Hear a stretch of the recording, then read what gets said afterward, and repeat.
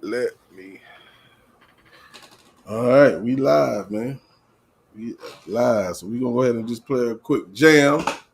Let everybody fall through the building. YJ and Boss in the building, man. Let's get it. In the Loud Astro. Loud Astro.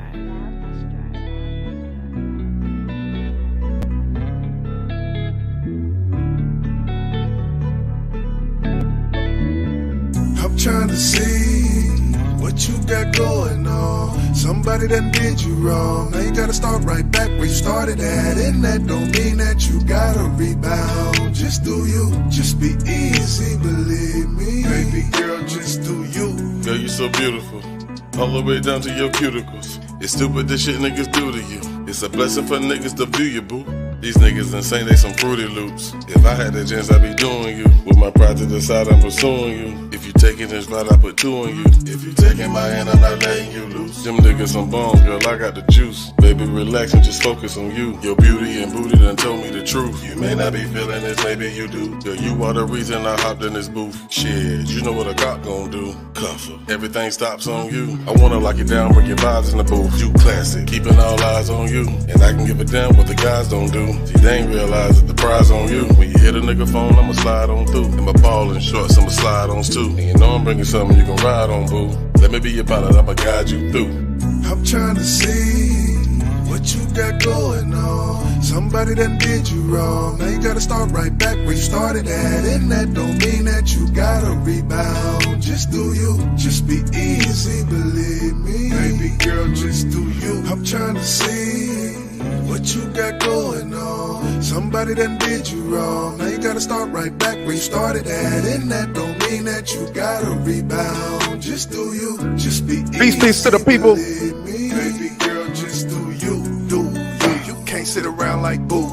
Gotta get your mind right. Bounce back when the time's right. And I just wanna know, did you take a little time off? Take a minute, get back to this. Slow down, no activists. But it all comes with life and how you deal with it. The real feel it. You ain't gotta rebound, girl, just do you. Bounce back 20 times harder. Listen to the art, though. We ain't gon' steer you wrong, but still you grown. So look, do you. Hey, look at the situation in hindsight. What did you learn? Play with that fire, you get burned. This is the life. Every L is a lesson. Follow your heart, no second guessing. Run them numbers up. Don't be disappointed. Get your coinage. Don't worry about it, baby girl. Just do you, do you. You can't sit around like boo.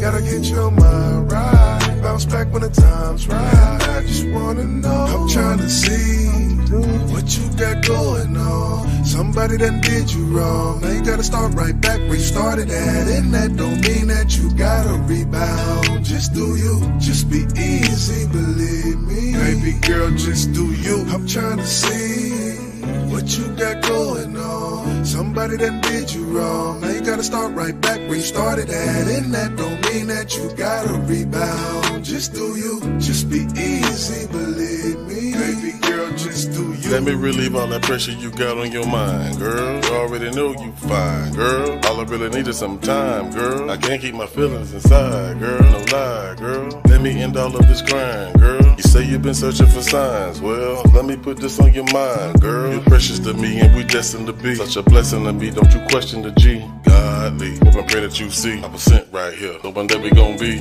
I was placed here to get rid of your pain. And maybe place Blake at the end of your name. You did. Shit is about time for a change. Let's do it. You should be tired of the game. Tired of the same, tired of the lies and the shame. Bounce back after the rain. Grind till you can't no more. You been tired, say no more. Get your mindset back to that happy place that you once was at. Yeah, don't forget that you can't love nan till you love yourself. Till you love yourself, till you love yourself. Yeah, love yourself, yeah. I'm trying to see what you got going on. Somebody done did you wrong. Now you gotta start right back where you started at. And that don't mean that you gotta rebound. Just do you, just be easy, believe me. Baby girl, just do you. I'm trying to see what you got going on. Somebody done did you wrong. Now you gotta start right back where you started at. And that don't mean that you gotta rebound. Just do you, just be easy, believe me. Baby girl, just do you. Just do you.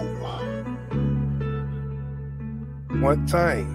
Yes, sir. Baby girl, just do you. Ooh.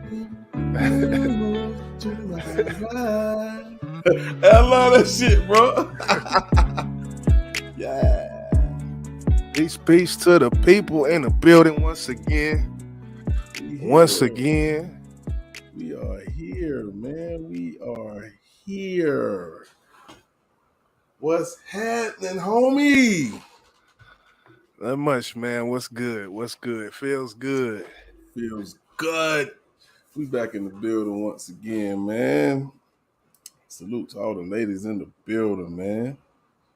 You want to go and get a shout out to the ladies, Jizzle. Yeah, as always, you know, Melanated Jenna in the building. After that, Miss Harris in the building. Mrs. Lady Love in the, or she don't like when I let just Lady Love in the building. Let me keep it at Big that. sis, Keep it big like sis. that. Salute to LA. Dot in the building? Nah, or I was meaning, you know, ain't her Lady Love husband, Mr. LA or something? Oh, yeah, that's LA. Yeah. He in the building? Nah, I was just saying salute. You Okay, know. yeah, okay. Miss Harris, as always, is in the building. Let me stop. I'm confusing folks. Nah, you good, man.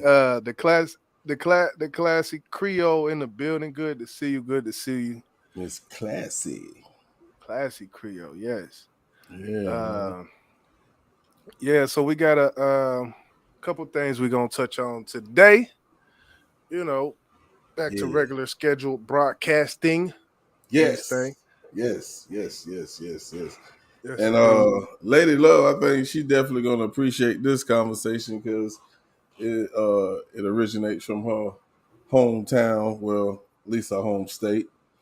You know, big shout out to LSU Tigers for bringing home the championship for the ladies, first time in school history. Okay, man. Huge, man. That's huge. And it's been a lot of talk back and forth about, you know, Miss Angel Reese. Big shout out to Angel Reese, man, the MVP. And then, you know, the other part of the story was Caitlin Clark, which I have no problem with Caitlin at all, but I have a problem with what is being said between these two women. So, what? Go ahead, bro. Yeah, I don't. I don't know really. This is a first look for me, so this will be my first reaction to all of this because I do know LSU won yesterday, but when it comes to this celebration thing and this whole thing they talking about, I don't know. I seen one video, I think about it. I didn't click on it. I just, you know, in scrolling, seen something about it, so I'm about to see, I guess. Yeah, we finna check it out, and I follow him because Flage, in case y'all are not familiar with it, she is a freshman who played for LSU, right here from the 912, right here in Savannah, Georgia. Her father is Camouflage, the late great Camouflage. Okay. See, I didn't even know that. that. And I remember I was talking to you about him a long time ago. About Camouflage? Yeah. Yeah, I know who Camouflage is. Did he pass? Yeah, he was killed, man. Camouflage was killed. Man, yeah, a long time ago. Like back, yeah, okay. Because I remember there's a rapper named Camouflage that I used to see, RIP Camouflage or whatnot. So, okay. Is she the chick that wear that long thing on her leg? Like, no, that's Angel Reese. Oh, okay. I know. Flage is the dark-skinned young lady who's number 4. She called herself Big Folk. Okay. Matter of fact, let's just go ahead and watch the little. I mean, we're not gonna watch this whole video because it's like 21 minutes. We're gonna watch the first. I forgot the name of this podcast, but it has a young lady and this comedian. What's the light-skinned guy name? He's a funny freaking dude. You'll see him. You'll know who the hell I'm talking about. We're just gonna watch this real quick, and I'll stop it when I feel like it's the right time to stop it. And we're gonna talk about this. So y'all, let's check this out. All right.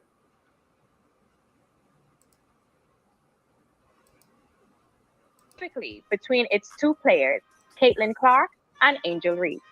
Throughout the season, Clark has been hailed as NCAA's top women's player and had no problem showing off her skills during the tournament. using John Cena's "You Can't See Me" taunt whenever she caught fire. During last night's game, LSU's Angel Reese would return the favor by turning the taunt Clark has been using all season against her. Reese's critics would express their displeasure, calling the taunt unprofessional and unsportsmanlike.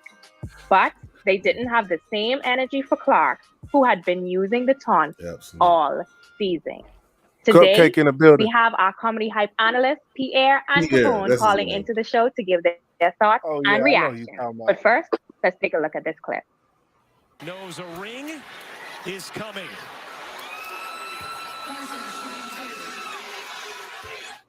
So Keith Olbermann would respond and say, "What an effing idiot," to Angel doing the "You Can't See Me" taunt. And Shaq, who graduated from LSU, would then reply, "Shut your dumb ass up. Leave Angel Reese alone." So, salute to Shaq. I want to start with you. What is your initial thoughts to that comment by Keith Olbermann? They start with me. I start with me, okay? I know some folks in there. Oh shit! What he about to say? What he about to say? Well, first of all, just the taunting is unprofessional. I mean, it's just uncool. But I mean, not uncool. It's whatever. You know, it can be disrespectful all the way across the board. What Angel Reese did was disrespectful. Same thing what Caitlin Clark did is disrespectful. So it's a disrespectful thing. But when you're competitive and you're in the sport and you're feeling it and someone else does something, you feel like doing it, it is what it is. You either let it all ride or don't let none of it ride. I think the problem people are having with it, one was kind of done walking off, and the other one was done right in the face of somebody. But it is, at the end of the day, it's a sport, it's competitive. You're going to feel how you feel, and I have no problem with it. I say, in fact, let's do it all like that. Let's show how ranchy and raunchy the women can be. Let's see how foul the ladies can act, too. So, Capone, I want to throw the same question to you. What are your thoughts on that?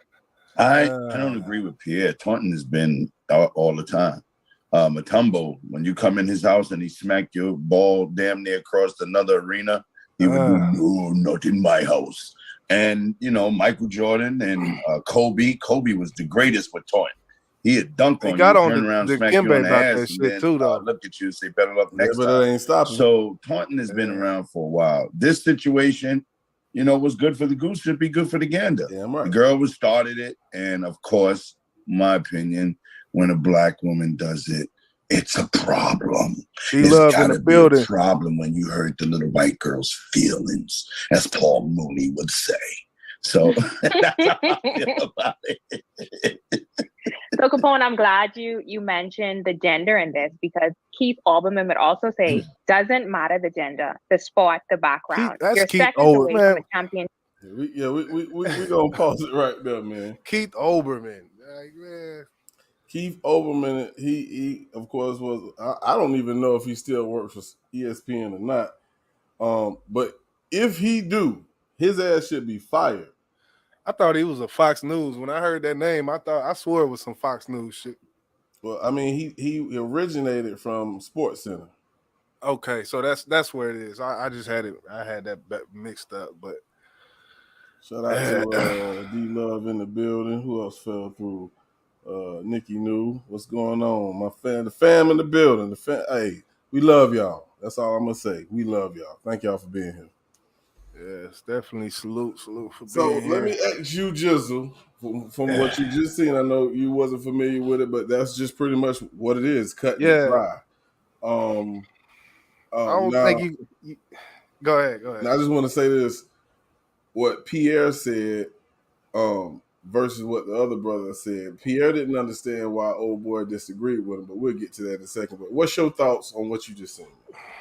Well, the thing is, and you ain't gonna like it. Oh shit! Oh shit! I don't think you're gonna like it, because it's as simple as the best way I'll explain it as to why I guess the outrage is because in football you can celebrate, but if you're close, it's like proximity matters with these celebrations and things. So that's the only thing. Like, if she would have did it and she did it to the crowd or away from her, I don't think people would have an issue with it. And on the other hand, of course, there's the race angle in which, the white girl does it all season and then the black girl do it one time and now it's a big thing. So I definitely see that as well. And of course, some media is going to hop on the Keith Olbermans and all this shit. They're going to hop on it. I don't think it's a big issue when it comes down to it. Man, you playing an intense, very intense game, man. And with that amount of adrenaline running through your blood and all of that, it's gonna happen. All I'm saying is, if it's did the refs call it or did she get a technical or anything? Nope. So nothing happened. It's like Miss Harris just said, it's silly. And even if the ref would have called it, the ref couldn't have called it because the white chick been doing it this whole time. But the thing is, the ref can call it if it's in her. Like, if you 2 feet from her doing the face shit, it's different. That's all I'm saying. Okay. That's all I'm saying. Okay, so I mean, it looks like she was real close to it. She wasn't. I do understand in a sense on what you're saying when she kind of followed her to make sure she seen what she was doing. Right. And I'm good with it all, to be honest with you. Yeah. One thing that came to fruition, if I said that correct, I'm a little tipsy right now, but is when Iowa State defeated South Carolina Gamecocks, which is the number 1 team in the country. They was undefeated until they got to the Final Four and they lost to them. After that loss, Dawn Staley, which is the head coach of South Carolina, in her press conference, she responded to what people been saying about her team and saying they were a bunch of bullies, thugs, and all that type of stuff. And she got on the podium and said, "We're not thugs, we're not bullies, we're not monkeys, we're not none of that." But after LSU defeated Iowa State, now they calling these girls tasteless, classless, thugs, and all that type of shit. But of course, like we all said, when Caitlin did it, none of this was said. No, she didn't get in nobody's face, but she did it. Another thing that she did against South Carolina Gamecocks, one of their shooters was at the 3-point line, and it was her man. She didn't back up. She didn't even walk up to guard the girl. She just left her at the 3-point line and gave her the hand like, "Girl, please, you ain't gonna shoot it. You can't shoot." In that sense. Right. You know what I'm saying? So this is the type of stuff that Caitlin's been doing throughout the entire season.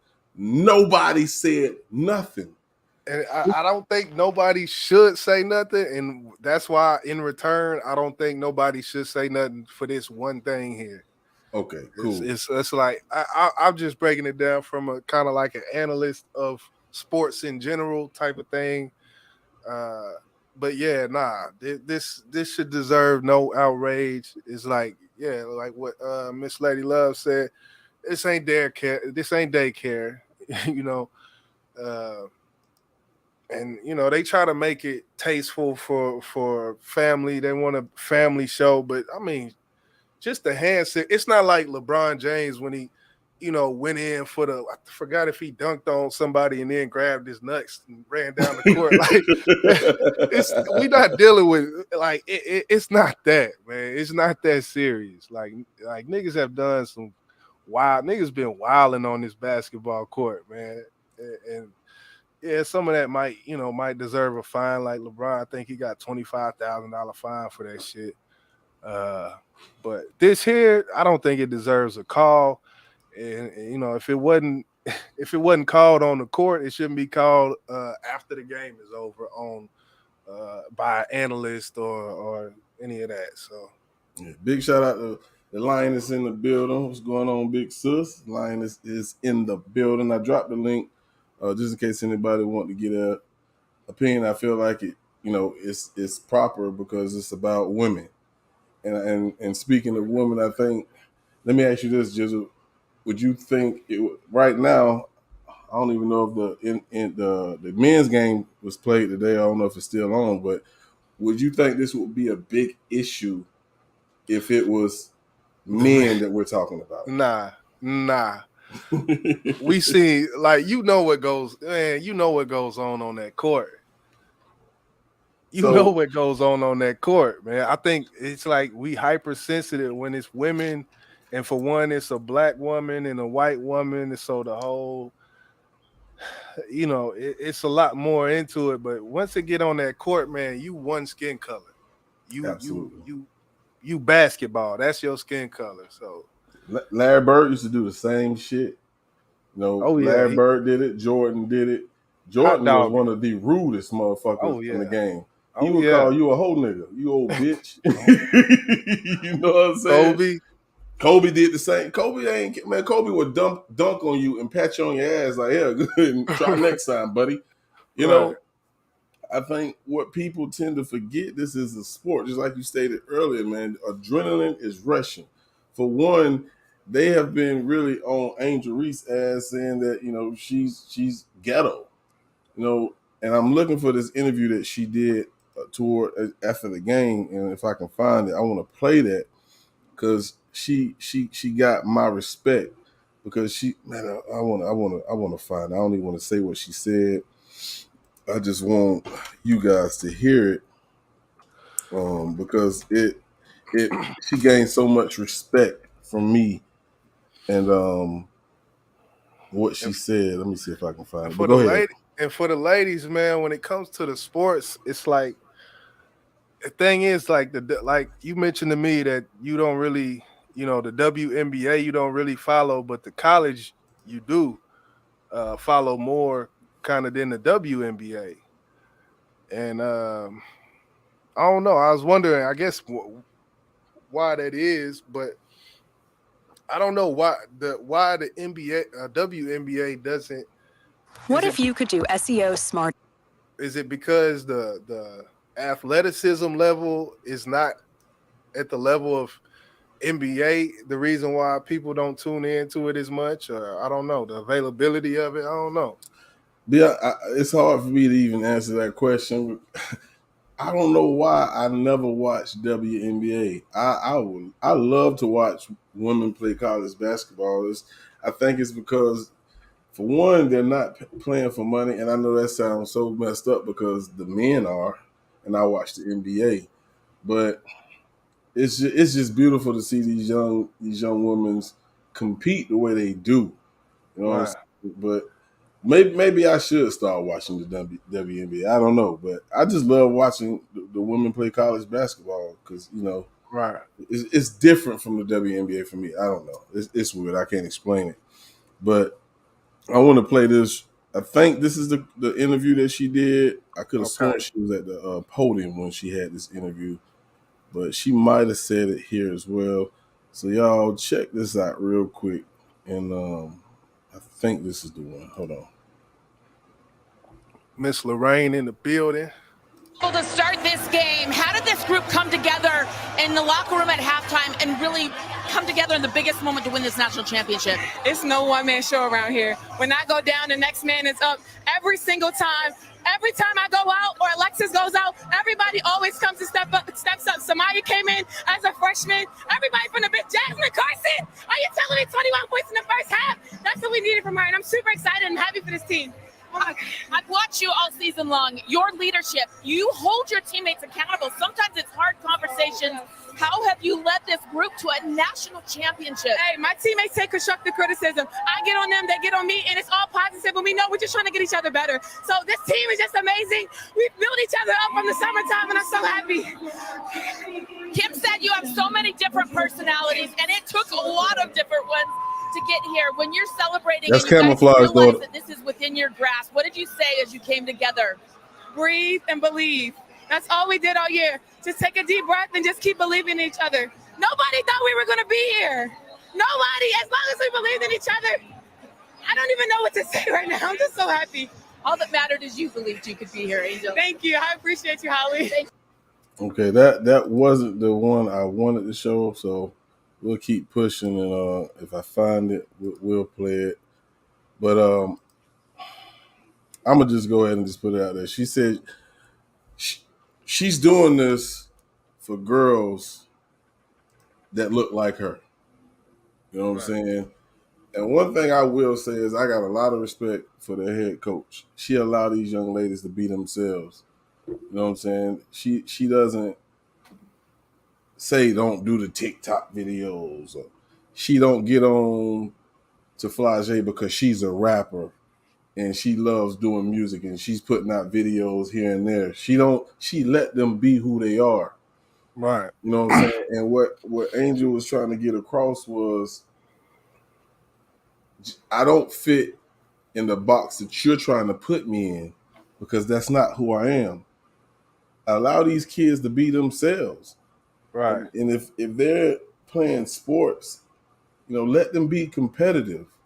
I don't think Caitlin took no offense to it. Did she like it? No. Right. But it's a part of the fucking game. Right. You know what I'm saying? If she's not a senior, which I think Angel is, I don't know about Caitlin. She's like, okay, I'm gonna remember that shit. We'll see you next year. We'll see. That's Right. is, That's the mindset of an athlete. Like, okay, you got it. I got you back though. Like, for real. So and when it comes to the whole, doing TikTok video, like that type stuff, it's like, yeah, you're a college athlete, not a pro athlete. So who's to say, you could tear your ACL and by the time you ready to go pro, you ain't got no ace. So what else did you do? Like I look at all that as, all the character and the flavor that they show and their personalities and stuff. It's like, yeah, they gotta, to a certain extent, because I have a challenge. Have something to fall back on. Like, yeah, okay, I ain't make it pro, but I got these 1 million followers on TikTok and I'm doing some music and shoot. So I respect that. I don't think it should be nothing, I don't think no one should say nothing about that. Any college athlete, you in that spotlight. Right. And what happened on the court happened on the court. Guess who made it an issue? The media. Off the court. The media the one who made this an issue. Oh, let me see what this Program first. But this is bigger than me. Okay, here it is. Here you go right here.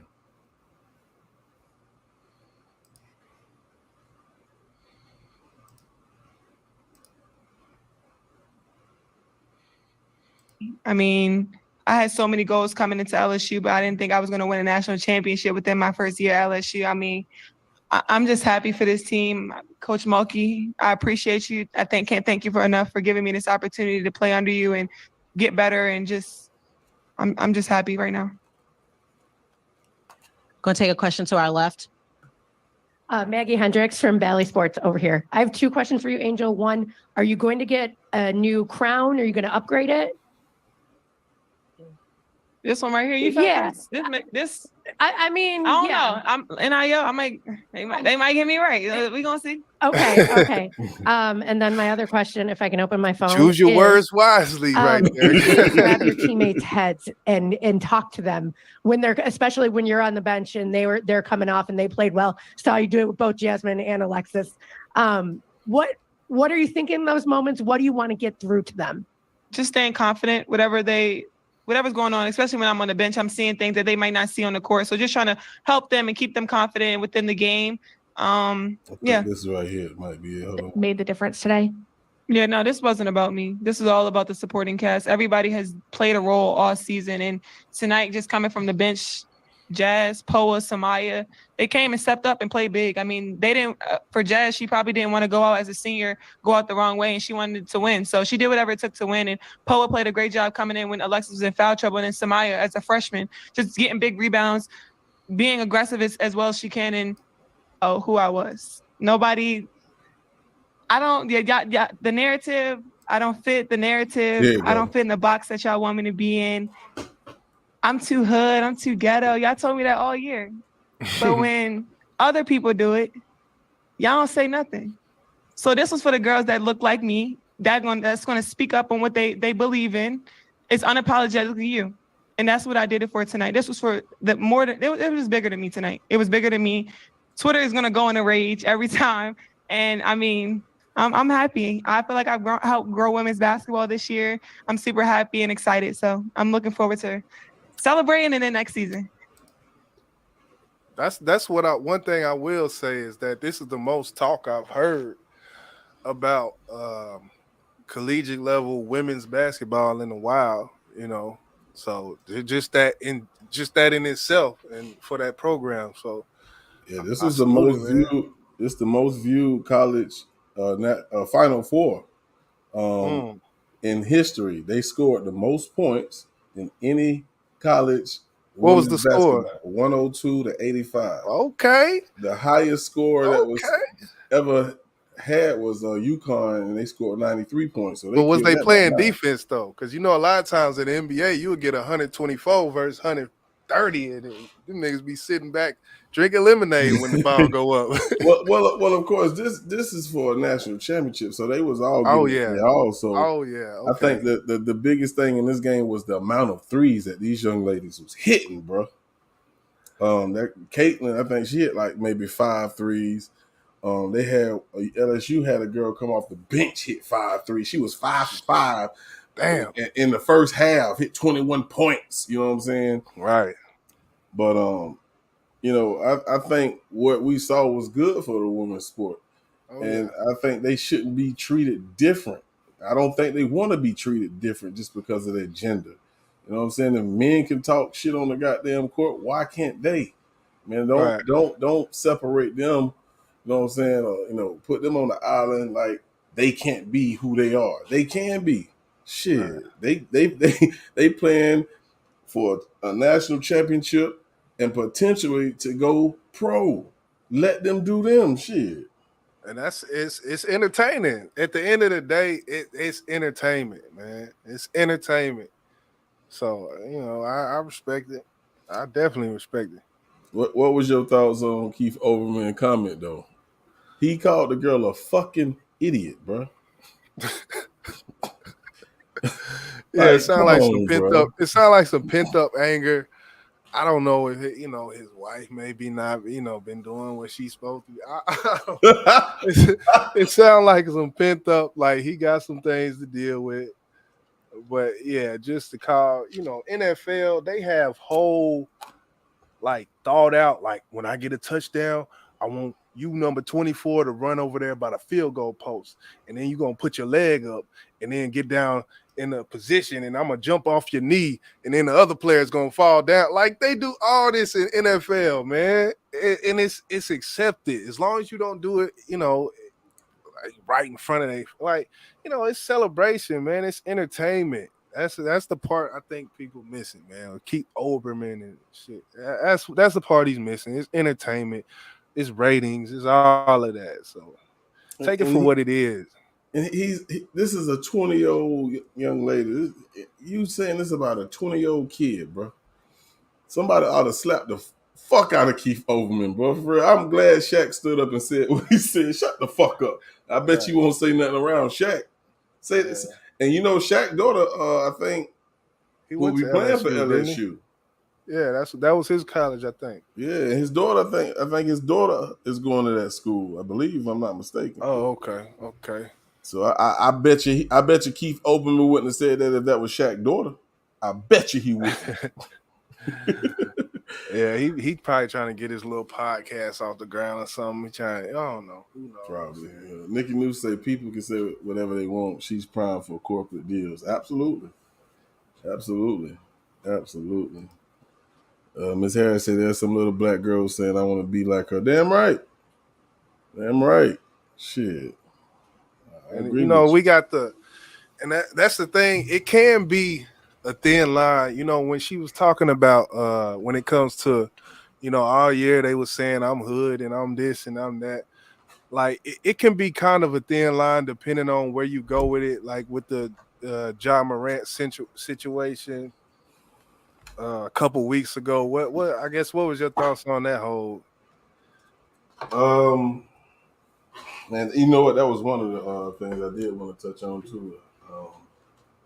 I think Ja has to understand his position from where he's at now to from where he came from.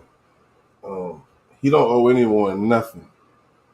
You know, I feel like he has to understand and put things in perspective and realize where you owe your loyalty to. Do you owe it to your friends or do you owe it to your family? You know what I'm saying? Because you got to understand you've made it. There's no reason for all that gangster shit. He's playing basketball against a 17-year-old kid that was looking up to him. It was somebody like a little brother to him, and it was uncalled for. I will say that and stand 10 toes on it. Right. I wish him the best. I hope he get it together, because right now, whether he wants to be or not, he's a role model to some kid out there. And you don't want to lead them down that direction. Go ahead, bro. Yeah, and that's the thing. Like these people, they doing what they've been doing since a kid. So it's not like they choosing to be a role model. But in a certain sense, just the position you're in, you're almost placed in that position. And you know, Charles Barkley, with his ass, he you know, he said his whole career, I'm not a role model.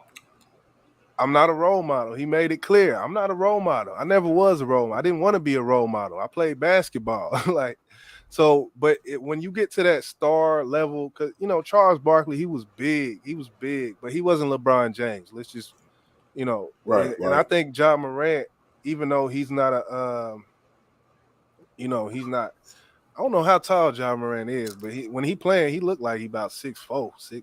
I think he like 6'2", 6'3", maybe. Yeah, at the most. So, but you know, not to say that you can't be a star without height, but you know, he's no Kobe, but I do think he got star power. It's a lot of people behind him in Memphis and all that. So, but you know, certain things, it's a thin line when it comes to being you in the spotlight and you thinking about your future type of thing. And when it goes back to the female, what she did, she good. Get your endorsements. Yeah, she wasn't at the club with a gun or whatnot. And when I seen that footage, it looked like I don't know, man. That had to be a 22. What gun? It was a little, but still, just the fact that he had it. And the shit he was saying, he was singing along with the song and shit, and it was just looking like a whole lot of gang shit going on. Yeah, it just didn't look bad. It didn't look good, man. It just looked bad. Like, bro, what you doing? You got this $1 million contract, bro. Like, big money, bro. Big money. You the star of the team, like, and I like the way he played. Like, it's, you know. He play like it's street ball, but he on a professional level type of thing. So when you look at it, going back to the role model, I don't know if he has kids, but if he do, which I think he just have like a little sister or something, he has to look at it as, would he want his kids or his little brother, or his little sister, to look up to someone like himself? You know what I'm saying? And it's not about you having to be a role model because you in a position to be one. It's just the fact that you come from nothing, you made it.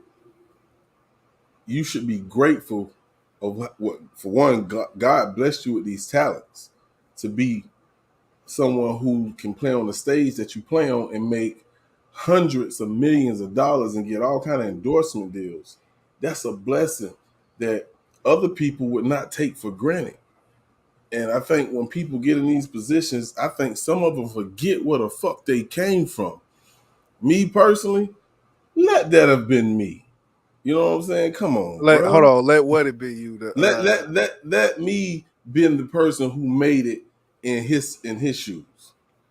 But see that's the thing, and that goes back to what 50 always say was if you don't think money change you, that means you ain't made enough type thing. Do you believe like when that? people say you never know until you make that much how it will affect you? Do you believe that?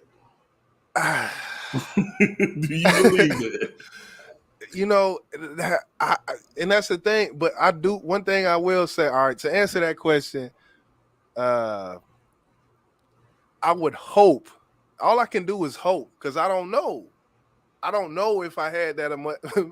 But they say whatever you are, I guess when it just kind of intensifies who you are, it increases who you are, your personality. I don't. Money affects people differently, but what I will say is I would hope I would still, be rooted to a certain sense. And there's a lot of celebrities, and people who have money, it doesn't affect them, like that. Well, let me say this then, my brother. One thing, and I I fuck with Jizzle. I mean, Jay-Z, which I fuck with Jizzle too. But he said some real shit, and this is how I feel about myself.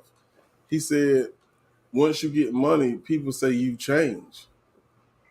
You expect for me to bust my ass this long to be successful, to stay the same?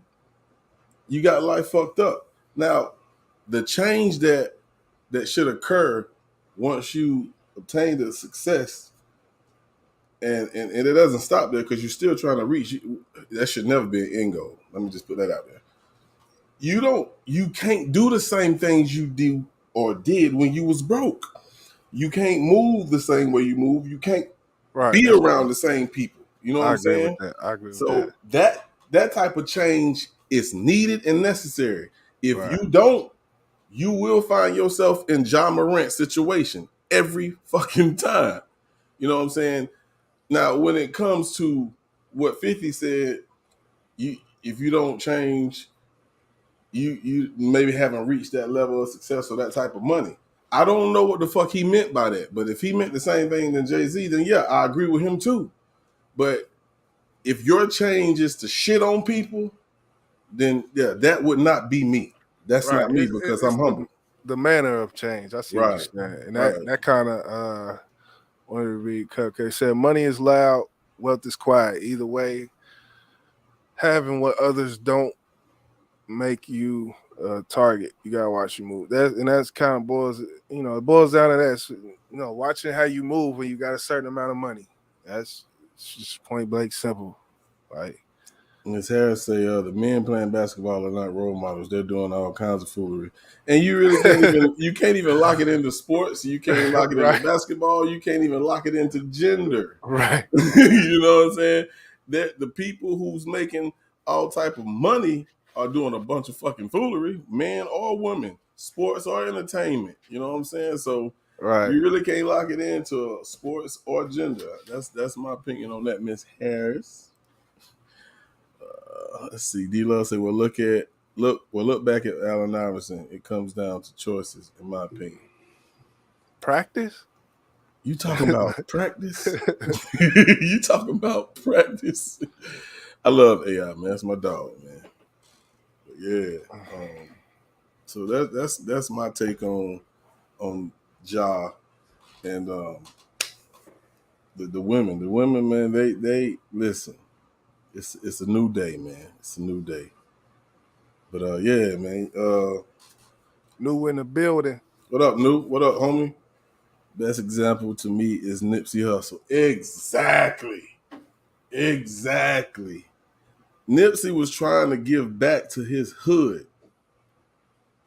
He was still in the same neighborhoods.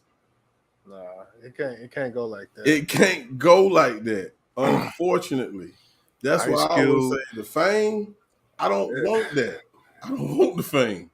Just give me the fortune. Ice Cube. It's been plenty of black celebrities that talked about that. Moving out. Ice Cube, DC Young Fly talking about he had his house broken in or his car broken into like 4 times in the same week. Like, you gotta move different. Like, you know, you might have all type of shit in that house, man. When you then you got family in there too or something, you know. Nah, you gotta move different. That's what kind of what it boils down to. You have to, man. It's sad, but that's the way it is.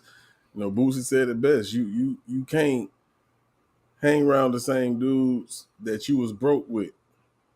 You know what I'm saying? Sitting right next to, and now you a millionaire, multi-millionaire. That ain't gonna sit right with them. You got all this money. Unless I think that they were there, you know, supporting, helping, like, you know, even in that case, it still might, but I think it's more chances you can do that with whenever they, you know, they right there. Like your producer was your Ace Boone, and y'all both came up at the same, y'all both was increasing type of thing. But let me see, we got New up here. It was good. New. It was good. It was good. I use my headphones for y'all. Yeah, man. We up here. We just touching on a few things, man. You know how it goes. What's good? Shit, man. We was just talking about the little situation with the women's basketball and you know the whole, you know, Charles Barkley talking about, you know, how these people, they're not role models. When we was talking about earlier, the women's basketball tournament and shit with the female who's doing the taunting and all that, and they, you know, as a black chick, and people getting on her and all that. So I don't know. We've been all over the place. Have y'all seen when the white chick did it? That's what I was looking for all day. Yeah, that's what we was talking about. Like, she was doing it all season. Like, oh, she was doing it all season. Yeah, like, well, she had been doing it. Like, you know, she cocky. She playing the game. Like, so I don't see nothing wrong with her doing it, or, you know, the other chick doing it for LSU. I don't see nothing wrong with either one. All I'll say is that, you know, when it comes to proximity and how close you are to people, and maybe that angle was chosen for a reason, because it looked like she was 2 feet from her. Yeah, she was running up on her with it. Yeah, so you know, that plays a part as well, as you know, in NFL when it comes to. Did that happen in the game though? Yeah, it was towards the end of the game. I didn't see it. I mean, I was looking on YouTube. I didn't see the actual game. Yeah, it happened towards the end of the game where pretty much the game was at hand. I think she was actually going out the game because they knew it was over. But it really, to me, it doesn't matter when Angel did it. You know what I'm saying? Because even if Caitlin did it, midway through the third quarter, I don't know when she did. I'm just giving an example.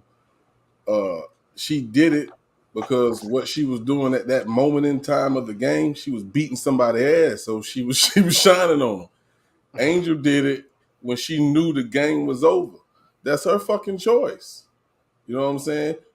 But in the beginning of the game, before the game started, they said the women, the team, they told her it's not gonna be none of that tonight.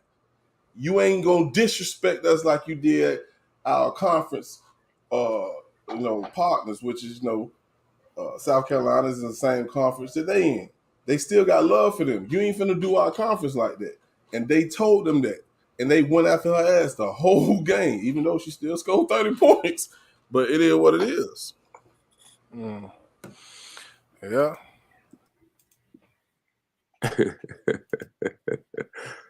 I wonder what the fuck is this? Yeah, don't even yeah, man. It's just simple as that, man. Why, yo? Yeah, but shit, we probably gonna touch on one more thing and get up out of here. I thought this shit was wild, man, with Afro Man. Yeah, it's Afro Man shit, man. I'm gonna just play his shit. I ain't even gonna give no preface because I don't want to steer no opinions. So I'm gonna just go ahead and play it, man. We're gonna get into the next topic or whatnot. Here we go. Afro Man being sued by the police. All right, so we talking about Afro Man. Because I got high. This who we talking about. This is who we talking about right now. What? Because he had the audacity to use footage of the home raid. Here's his words. The Adams County Sheriff is Will Smith. And I'm Chris Rock, you know what I'm saying? Hey, y'all get ready for this Netflix special. The Adams County Sheriff has selective outrage, you know what I'm saying? They got selective outrage. It's all kind of meth houses and all kind of real life active meth labs in Adams County. But the Adams County Sheriff has selective outrage. Let's put up a picture. Afro Man. Damn, man. Legendary. Legendary. 7 law enforcement officers have now sued rap artist Afro Man, accusing him of improperly. Hold on, man. I'm having some technical difficulties going on. I think that's using footage from a botched police raid on his own. So what? You want to put the link in the private chat? You want me to play it? Let me see. I took them closed captions off, and that's what it started going crazy. Let me see. Now it should be straight. Okay. Legendary. Legendary. 7 law enforcement officers have now sued rap artist Afro Man, accusing him of improperly using footage from a botched police raid on his own home in Ohio last year. So he put it in a music video for his songs Lemon Pound Cake and Will You Help Me Repair My Door? The irony of it all. Adams County Sheriff's Deputy Sean D. Cooley, Justin Cooley, Sean D. Groom, and Lisa Phillips, and Sergeants Michael D. Estep, Brian Newland, and Randolph L. Warder Jr. brought the lawsuit earlier this month, claiming invasion of privacy. This is rich. The plaintiffs say that the rapper took footage of their faces obtained during the August 2022 raid and used it in music videos and social media posts without their consent. They say this has caused them emotional distress, embarrassment, ridicule, loss of reputation, and humiliation. You're talking about the kind that happens when you legally own persons. Exactly. That's what you're talking about, officers. Okay. That happens when you legally. Yeah, let me. I don't know what's going on. I probably should. Let's see. Own persons. Exactly. That's what you're talking about, officers. Okay. The plaintiffs are seeking of Afro Man profits from his use of their personas. That includes proceeds from the songs, music videos, live ticket events, as well as the promotion of Afro Man's brand. They try to get it under which he sells beer, marijuana, t-shirts, legally, and other merchandise. They want all of it. They want a piece of the action. They also seek a court injunction to take down all videos and posts containing their personas. Here's a shirt with an image of Sean Cooley beside Peter Griffin from Family Guy around the lemonade pound cake. All right. So these are the things that the officers are upset about. Afro Man recently mocked Officer Cooley following the lawsuit. Here it is. Oh yeah, man, that's my favorite one. Officer Pound Cake, Family Guy. Where's he gonna look next? Oh, Officer Pound Cake. Wait. Oh, he don't like collard greens and cornbread, black eyed peas. Wait a minute, hey. Let me know what you want next time, man. I'll grab it for you, bro. Lucky he's a family guy. He is clowning the hell out of them. Let's put up a picture of the judge. Afro Man is not going to stop. So he took this Instagram Thursday to call out the lawsuit and the raid. Essentially, a racist judge, Judge Roy Gabbard, he says, signed a fictitious false warrant accusing me of kidnapping and drug trafficking. The warrant put the Adams County Sheriff in a position to attempt to kill me. Those suspicions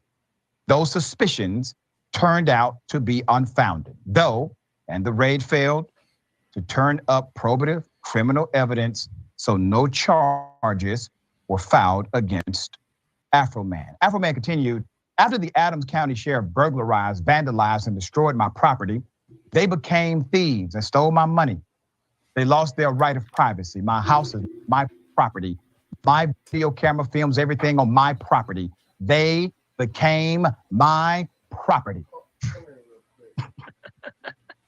I got more. Listen, Afro Man is legendary. All right, there's more. I use my footage of my property to raise money to pay for the damages they done. Not knowing who the criminals were operating in the Adams County. All right, so I guess from there, man, what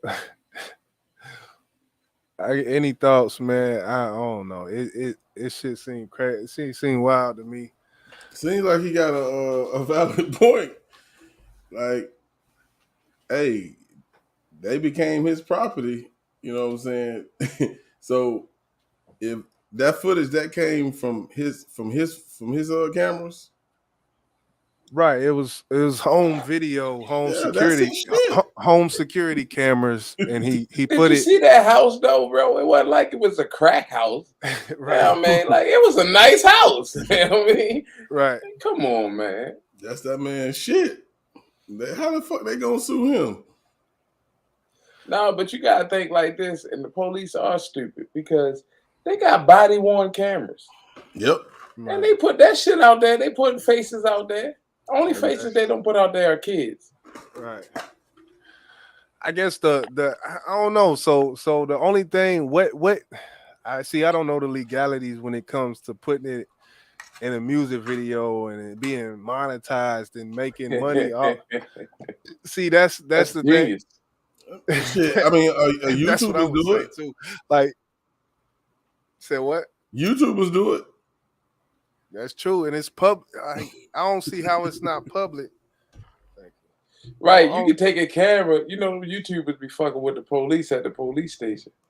So you mean to tell me that they put it on YouTube? So you mean to tell me you can't make a video out of something that was in his house? In his house, because it's private property. You know how they say, public property. If you're in a park, it don't matter what you do. You can upload a Bruce Springsteen footage on your channel and monetize it if it's in a park. A public area. If 50 Cent is in a public area and he's doing a concert and you upload and get 1 million views, then you can monetize. Well, I don't know. I'm pretty sure you can't. Monetize. No, you can't monetize that because it's playing his music. But it's don't See, I don't know. matter. I don't It's know playing the his full music. legalities of it because I heard you can though if as long as it's on public property. Yeah, but you playing his music, so you're gonna get struck for it. Just like if I'm in the car playing the music in the background, you get what I'm saying? It's the same thing. Right. You playing his music, you ain't getting paid for that. I don't know if y'all ever run across anybody on social media like Facebook where somebody was, outside their home and they caught them and they put it out. They put it on Facebook. You can't do shit about that. I mean, you on my goddamn property, I can show what the hell I want to show. You know what I'm saying? How you think they actually catch criminals? Like if they trying to find out who the criminal is, they gonna show your ass. Hey, go ahead. That means there's some kind of letter of the law when it comes to the justice system that they can do the shit, but we can't. That's what it seemed like. I don't know. Bullshit. I think it's in the see, technically you don't own your property. Technically it's not you don't own it. But it's a certain kind of loan that you gotta ask for, even when you purchase in a car. I heard this on Instagram. It begin with an L, if I'm not mistaken. So the dude was like, if if you purchase this type of loan, then God can't take this property from you. He said this on. I'm like, damn, that's something you might want to look into. And why, But like, what they got? It's like they got a bone to pick with Afro Man. Like all the years of your weed smoking agendas. And no, that I mean, put it like this. What you Check like? it out. Miss Harris said, why are they messing It's with like Afro this. Man? Like Maybe he getting a lot of money and they want a piece of it because this seems like what they going at. yeah, that's You know what I the mean? tickets. Like They want ticket sales. They want concert. They want. we don't hear about him, but maybe he's jamming wherever I'm pretty he's at. sure. I'm pretty Or sure he. Yeah. they don't like him. You know, they don't like him. Whatever county he's at, wherever they don't like him. Hey, And am I Allen Iverson we're gonna voice? do. We talking about Afro Man. We Right. talking about Afro Hold Man. up, you got to Code think like this though. 45, 2 zigzags. You got to think like this though. He might have had 1 or 2 hits, right? But still, what did he do with his money? That house looked nice. Nah, he did something for himself though. That's the You get thing what I'm about it. saying? And he made So the what- beat. He produced because I got high. It wasn't like he got all his money from that. I seen a little documentary on Vice. You go to Vice News and type in the Vice News channel Afro Man. They got a little 20-minute documentary. Yeah, he did that shit the right way. And I'm not saying he don't have money. That's I didn't say it for that reason. But there are several other artists of black men who they probably don't like that they could have did that to, who got way more money than him.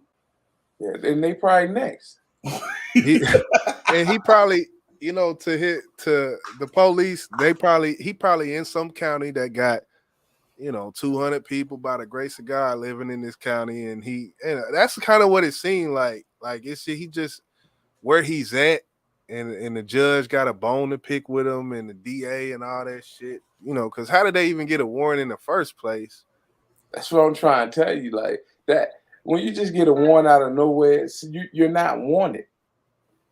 You get a warrant out of nowhere, they break into your house, they don't find anything. That's because they don't want you there. So first off, we're gonna figure out what you doing, because evidently he's living good. So what you doing in here? Okay, you had a little hit song, but we don't believe you got money still, because your taxes don't say that. So what you doing in here? All right, I mean, it goes from there. Starts with a little humiliation. Hey, they go that term. They go that goddamn term. What that's an inside joke. I don't know. Nah, you had to be at New Live that we did. I can't remember what it was. Just put it like this: I believe in humiliation rituals. That's how we just end it. You can't end it with that. Well, all right. I mean, we can talk about it. If you want, shit. We'll be all night. You got time? We see humiliation rituals every night on YouTube. Every That's sector you fact. go to. But what he's talking about is bigger than that, though. What he said, that's. I'm gonna just give him a little piece. Think about what's the guy who played on Empire. I put it to you like this. Go ahead, break it down. The humiliation ritual. For me to say the Chris Rock and Will Smith slap shit was the humiliation ritual, and we was fooled by what we saw because it was already played out before. Right.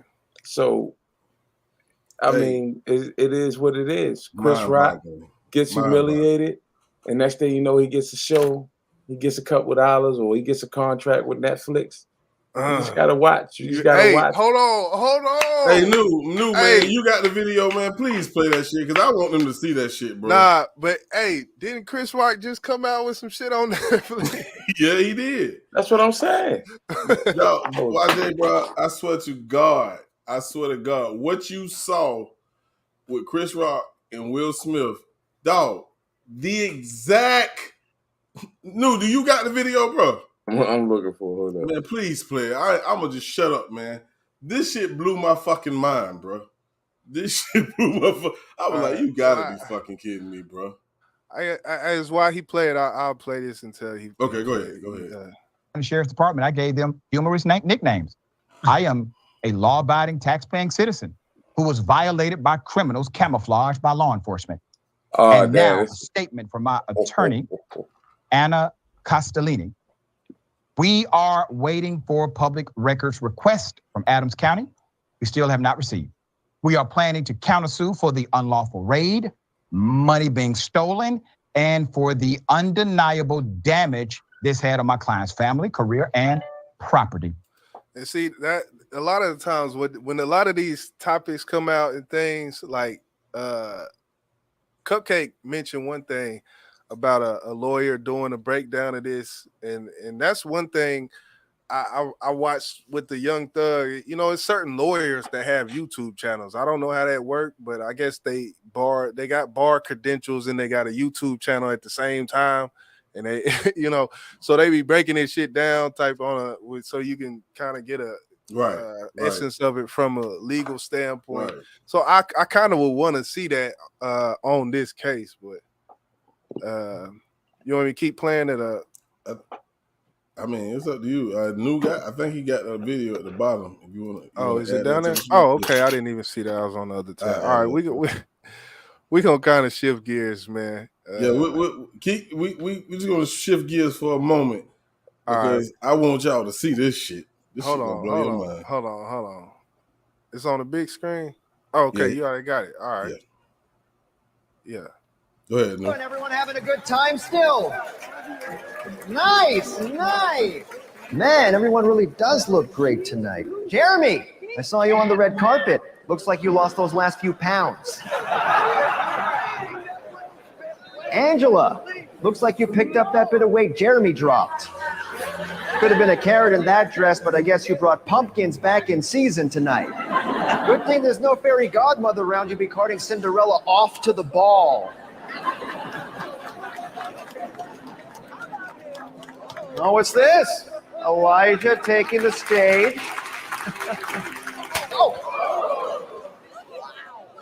What? Hold on. What is Elijah this? Lewis just slapped the heck out of me. Don't you ever talk about my wife that way. Relax, my friend. It was just a joke. All I'm a comedian, Elijah. You know how it is. You don't want to hear no more? I'm gonna need what I'm gonna need, and I think I heard something about this.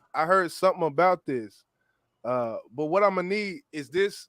Was this Oscars too? For one? No, this wasn't real. This was like a back in the day movie. So they just reenacted the shit. Because I always thought this shit was. This movie was done like in the 80s or 70s or something. Right. Yeah, and I can see that from, you know, I can see how that could be the case type of thing. Because I always thought that the shit was staged or whatnot. But this just shows you how staged it was. Right. No, I mean, if it was staged for entertainment, that's one thing. But if it can't be, because now Will Smith has been put in a bad light, and that goes back to what New was talking about, as far as the what you call it? What ritual is called? Humiliation ritual. It's like, did Will know this is what he was getting himself into? Yes. That night. Hell yeah. You feel what I'm saying? So even though this shit happened prior to this, you gotta say what you saying. New gotta have some fucking truth to it. Because at first when New brought this shit to my attention, I was like, man, get the fuck out of here. Until I seen this shit. You know, New, man, hey, Will Smith, this ain't the only humiliation ritual I'd think that Will Smith went through. No, see, this wasn't Will Smith. This was Chris Rock humiliation. I know it was, but he was a part of it. He's been a part of rituals before that he got humiliated in. That's all I'm saying. So I mean, you gotta go back and think now, right? Hold on, let me ask you this real quick. His first movie was a humiliation ritual. So you saying this is a humiliation ritual for Chris Rock because the slap happened to him, and then now he's gonna benefit from it? Is that what you're saying? He got humiliated. He's the one who got humiliated. But Will Smith is gonna take the punishment, though. It don't. Who? Will Smith. But what punishment was it though? The biggest They gonna blackball nigga. this He nigga. didn't even get locked up or anything. Like the course biggest not. dude. So only person. I mean, you're gonna benefit from both of them. Really gonna benefit from it. Like don't he got? I think they signed for Bad Boys 4 now. Yeah, they actually did. You're right. Oh yeah. So it's like Kanye did it to Taylor Swift. With the Beyonce shit. It's been plenty that's in our face. You get what I'm saying? But you told me, I thought you told me that Will was gonna suffer from this shit. Well, Will, he ain't gonna. What he gonna say? Okay. He gonna get. He I gonna get. thought that was gonna, like, he gonna get blackball or some ridiculed. shit. Yeah. No, he gonna get ridiculed by the people, by us, because of what he did. So we, everybody to slap. What would you have done? Every comedian. I'd have did this. I'd have did that. You get what I'm saying? But yeah, he just chilling. So Chris Rock, he's going to get the spotlight for a minute. I mean, maybe Will stepping down. You get what I'm saying? Maybe he's stepping down from the top of the, entertain. I don't know what the fuck he's doing. Classic Creole said, I don't think it was scripted. He was risking too much to do that. What's your thoughts on that? It's not no risk. Like, it's not no risk when it comes to Hollywood because the TV makes you or break you. Because all they got to say now is that he donated to, the kids in Africa that were dying with flies on their faces. He put $100 million in there. Now they're going to show a picture of kids happy. And we're going to be like, yay, Will. Like, why the flies on the faces though? I'm just saying. I'm just saying this is how they can turn something bad to something good real fast. They control our mind. They play with our minds. Because if we just turned this shit off and say, fuck man, I ain't believing nothing. Then they don't have nothing to play with. D-Love You feel what I'm saying? D-Love said if it was real, security would have hit that stage.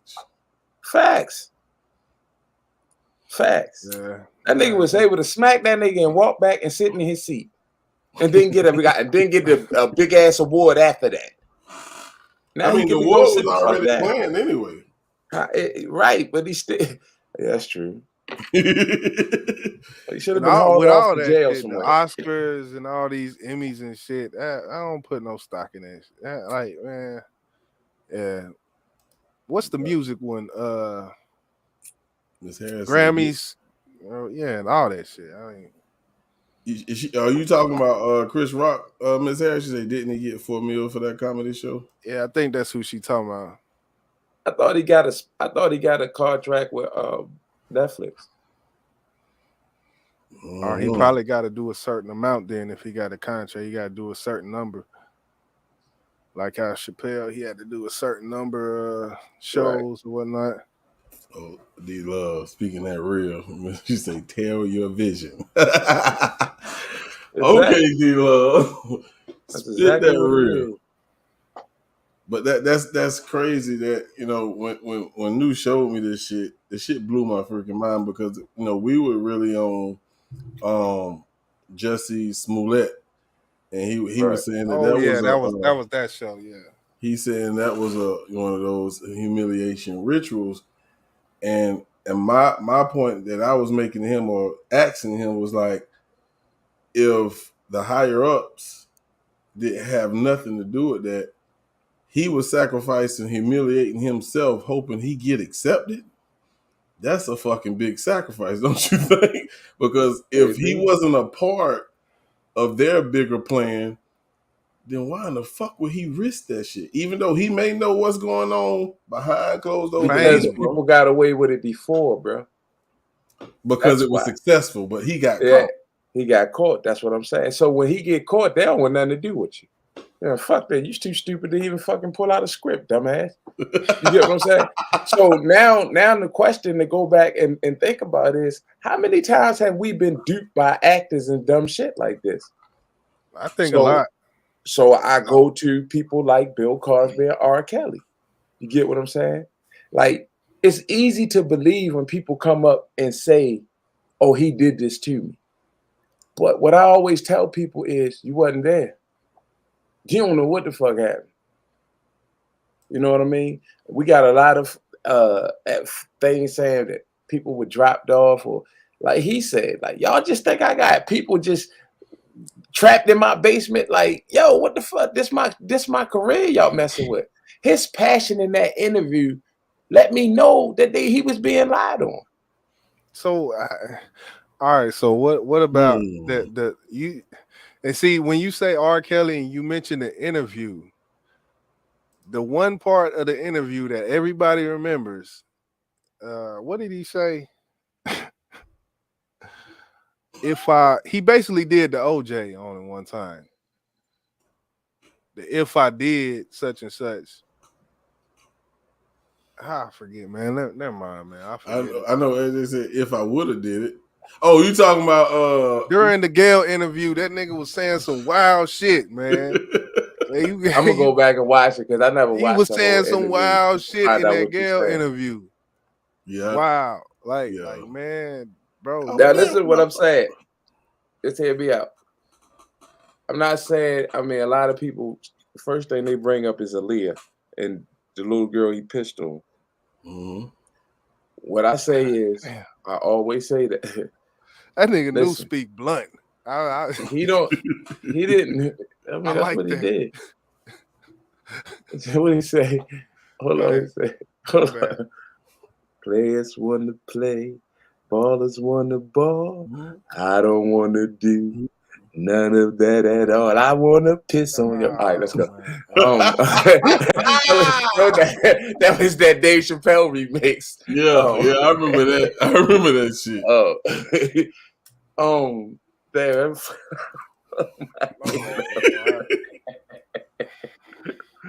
That messed my head up. Show some respect for the king, damn it. People go back. What I'm saying is, the first thing a person gonna bring up are those two situations, but he wasn't convicted of nothing of those. You get what I'm saying? And nobody look at the fact that Aaliyah was seen with like 5 other celebrities after that. Maybe she was just a freak. You get what I'm saying? Yeah, so come on, God. Man, say what you. I'm only speaking what I see, bro. Like that's the thing. It sounds disrespectful, but I seen it. You know, she was with Jay-Z and Damon Dash. Come on, bro. At 15. Bacalar Games in the building. What's good? It don't even matter with age at this point. What I'm saying is just looking at how we thought she was so classy. We didn't think prior. We thought we didn't even know R. Kelly. We found out R. Kelly did something. It was like, nigga, we're ready to kill this nigga. And then it's like, hold up. She just moving around the industry like that. So that's all I'm saying is we only look at this and put him to that. Let's just look at this. Let's look at what's in his face. Y'all really think this nigga got a mansion and he got women tied up, young women tied up in the basement, bro? Like, man, it. Again, you got little kids that said Michael Jackson did what they did or whatever, right? I just had this argument with somebody. But then you got they come out when they older saying, oh, my parents made me do it and shit. So what makes you think the other kids ain't lying? Like, people don't look at it like that. I don't know. So with all of these things, when it comes to media, do you think we're showed certain things for a reason? Like when it comes down to these, hell yeah. Are you under that umbrella where it's like all of this shit, like even when it comes down to like true crime cases and things like that, do you think there's a certain reason why certain true crime, is it just naturally that people gravitate towards certain cases, or do you think there's some agenda behind it? I think everything's an agenda, like these cases we get to talk about now, right? On some real shit. Hey, boss, just hear me out. Oh, shit. No, was you a CSI fan? I mean, honestly, no. I really never watched CSI. No, Did you watch any type of law enforcement shows? Did you watch First 48? I watched all that shit. Of course. Okay. I watched First 48. I watched, well, not CSI, but when it comes to CSI. Documentary type miniseries and the Waco Netflix shit and all that shit, I love that shit. Yeah, I'm on ID Discovery. That's what I watch my shit at. ID Discovery or whatever. Now, before we was able to have discussions like this, just hear me out what I'm saying. And you were sitting in your personal space, boss. You were sitting in your personal space watching. And while y'all were watching these shows, who were y'all talking to? Who was we talking to? Y'all was talking to the TV, basically. I'm gonna just tell you what you was doing. You all right. was telling the You TV right. what you wouldn't You right. do. Why You this right. nigga stupid? Okay. You right. You right. So absolutely right. So hear me out. If you ask me, all them shows prepared us to have discussions like this today. And if you ask, well, why they do that? It's because of distractions. It's because the more we're focused on something, the more they can do something else. Okay. Behind our back. Because I've heard this. I hear this. And I like this. Keep it right there with the distractions. And the one thing I will say is when it comes to us looking at these things and distractions and what we talk about, and I'm gonna even say what black people talk about, what goes on in these different circles, things we talk about, are distractions bad? I mean, when it comes down to it, we laugh, we joke, we talk our shit, and it kind of gets us out of the normal, like you ingest entertainment on a level that a lot of people, when it comes to YouTube, it's an interactive level, as we are here right now with a lot of these different sectors, black sector, the conscious sector, all of these beef sectors and all of this shit. It's all a distraction. Every single sector is a distraction. But what I'm saying is, isn't it good sometimes to just kind of, everything in moderation, of course, but isn't it good sometimes to, let me just look into this case, or let me just listen to this real quick. It's going to distract me from the shit that's going on, take my mind off of some shit, and then I get back to it when I click off, But that's the key word, is click off, because, some people do it, some people, it's a full time thing. So the distraction can be dangerous, like D Love just said in the chat. It can be dangerous. I just think it's everything in moderation, even with ID Discovery, true crime, even the roast and shit that go on YouTube and all that. I partake, I listen, I be in the cloud, I'm at work or whatnot. At the same time, when Vice or somebody, or somebody dropping information or whatnot from the conscious sector, I might dip and dive. It's just, I don't know. I just don't think that when the distraction narrative gets brought up, I kind of don't look at it as a distraction, but I look at it like, I'm a grown man. Certain people, they like to watch movies. Certain people, they like to build, model cars. Some people like different shit. When I do my music, I feel like that can be distraction as well. Like if I make 6 songs in a week, but I didn't learn anything about HVAC, or I didn't learn anything, or I noticed that I'm not, when it comes to plumbing, I'm not learning any, like I'm going, because that's my field. I'm gonna be like, okay, I gotta hold on, man. I've been just on this music shit, man. I gotta get back to what's really valid with it, like, and kind of dial it in. But I just think with everything, it's a moderation thing when it comes to that.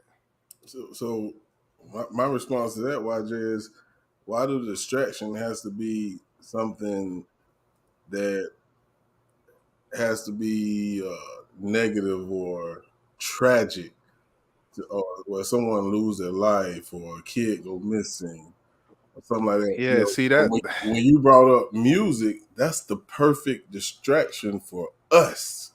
You know what I'm saying? Right. Because, music is very therapeutic. You know what I'm saying? Right. It can take your mind away from the bad things that's happening in the life. But when Right. you create a distraction of more bad shit, that I rock with that. Because I mean, if you look at it, when you watch a movie, Like, there's negative shit in movies. That's a movie. That's a movie. Okay, so that's what I'm saying is certain people distinguish movies from this and that, and this is under this umbrella and this is under that umbrella. But and what I see from YouTube is it's like we're no longer, a lot of people like myself are no longer distinguishing the relationship between a movie and entertainment being different from the relationship from YouTube entertainment interactions as entertainment, because that's ultimately what we're being distracted by or what we're watching. But isn't a movie a choice, right? A movie is something that was premiered, and you have a choice to go watch it. When a situation happened in the real world, like a mass shooting that just happened, that's not a choice. That's something that's going to be placed in front of you, and it's gonna hit something inside you. Like, God damn, man, that's fucked up. Right. But you chose to go watch that movie. We didn't choose for this mass shooting to happen. That shit just happened. But of course, a lot of people say that's another deflection to take your mind away from something that's more important that you should be paying attention to. We don't know what it is that they're trying to deflect us from unless you're one of those people who are just paying attention to everything in the world. But if you done seen so much bullshit in the world and you say, I'm just gonna go watch this movie, man, and hopefully it take my mind away from it. That was a choice. You know what I'm saying? That's how I look at it. Ready? Go ahead. Go ahead. Lou. Now, I want y'all to know, you know what I mean, just how, you know, I've been working on myself a little bit. Because YJ was a little long-winded, and I've been wanted to cut him off. And boss came right in, so... And then I got the nephews downstairs, like they having a football game or something. They loud as fuck. So anyway, I'm just patient as fuck. I just wanted to go ahead. We salute your patience. Go ahead. Appreciate you, bro. Go ahead, bro. When I say distraction, you get what I'm saying? I mean on the highest scale of distraction. Not the distraction from your everyday beings. I'm talking about what the man is distracting you from. So let me give you for instance of a distraction. When I first came to YouTube in 2017, I've been on YouTube for a minute, but when I first realized chats and all this shit is in 2017, all right? That Kanika shit, I was in the community with that shit. The one thing I noticed from 2017 to now is how the regulations and things have changed on not just YouTube, but a couple social media sites. All right. One is it's evident that they're starting to silence. It's evident that it's been evident they're taking out Fifth Amendment right, but it's more evident to me now. You get what I'm saying? Because now it's coming to fruition where we can't say shit almost. You know why? Because now I'm watching how people on social media sit here and smoke and cuss and have a good time. And these same big YouTubers now are telling you in the first 10 minutes, don't cuss, don't say this, don't say that. You get what I'm saying? I'm gonna have to go back and mute this. We don't want y'all cussing. We don't want y'all. Just notice how the change is now. You know, and now it's like this. The cussing is gonna mess with your money. If you're getting paid $5,000 and $6,000 a month and they tell you they don't want you to cuss, you're not gonna cuss. It's plain and simple. So now you're gonna have a show where as though you got to watch what you say. So now I'm noticing this. Just watch some of these YouTubers. When it's a show that they're monetized doing, they're doing everything in regulation. Right. But we supposed to have a freedom of speech. And these platforms are supposed to allow us to have a freedom of speech.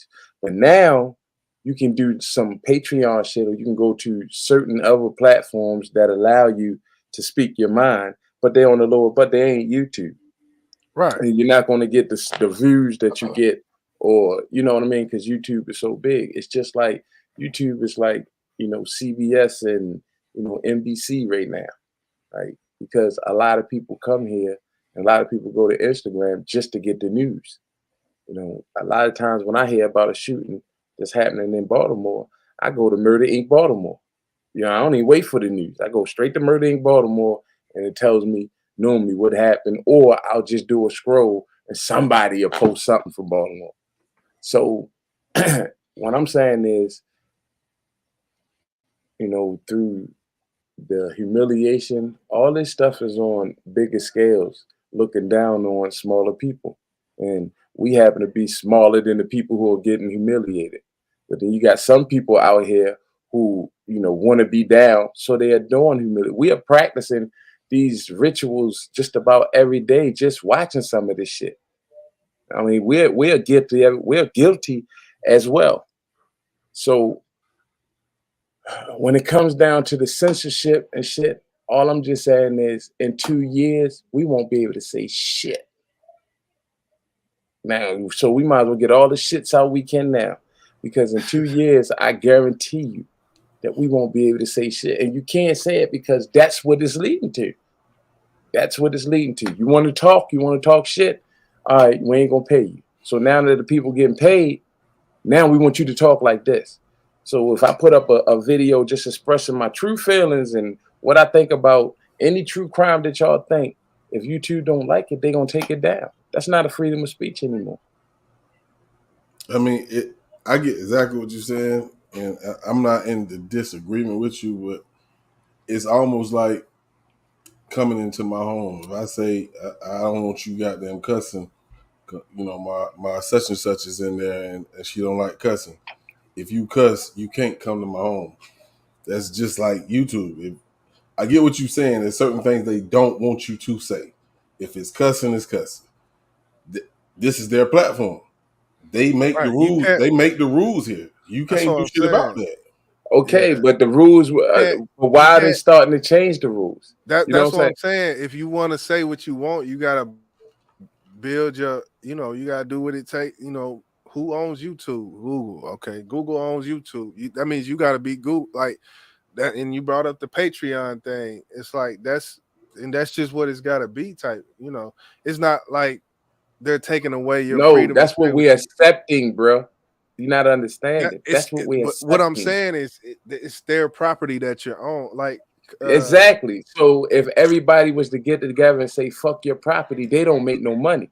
All right. So check this out. After 9/11 happened, right? We'll change real fast. The airport shit, right? So now motherfuckers walking around slave, got to take your shoes off, had to get checked. You got to walk through a goddamn machine, that radiation machine, all that shit, right? Now what I'm saying is, if nobody would have flew after they put all the machines and shit in there, if nobody would have flew, they would have took the machines out. Bro, all the shit, all the self-checkouts in the market, if the lines was to the back of the market, at the one person that's checking out, they're going to start bringing more people in. You get what I'm saying? We're giving up our freedom. Well, a lot of it's for convenience. All I will say, because we're talking about that YouTube did this and that. They did these things for a reason. So what I will say is, imagine, you 18 years old, you started a company, the company got big, and you want to pay a $1 million platform to advertise your business, your Black-owned business. So if you pay somebody, would you want one of the advertising streams to be on a video where it's a nigga doxing somebody? Would you want your ad being placed on that video? Nope. No.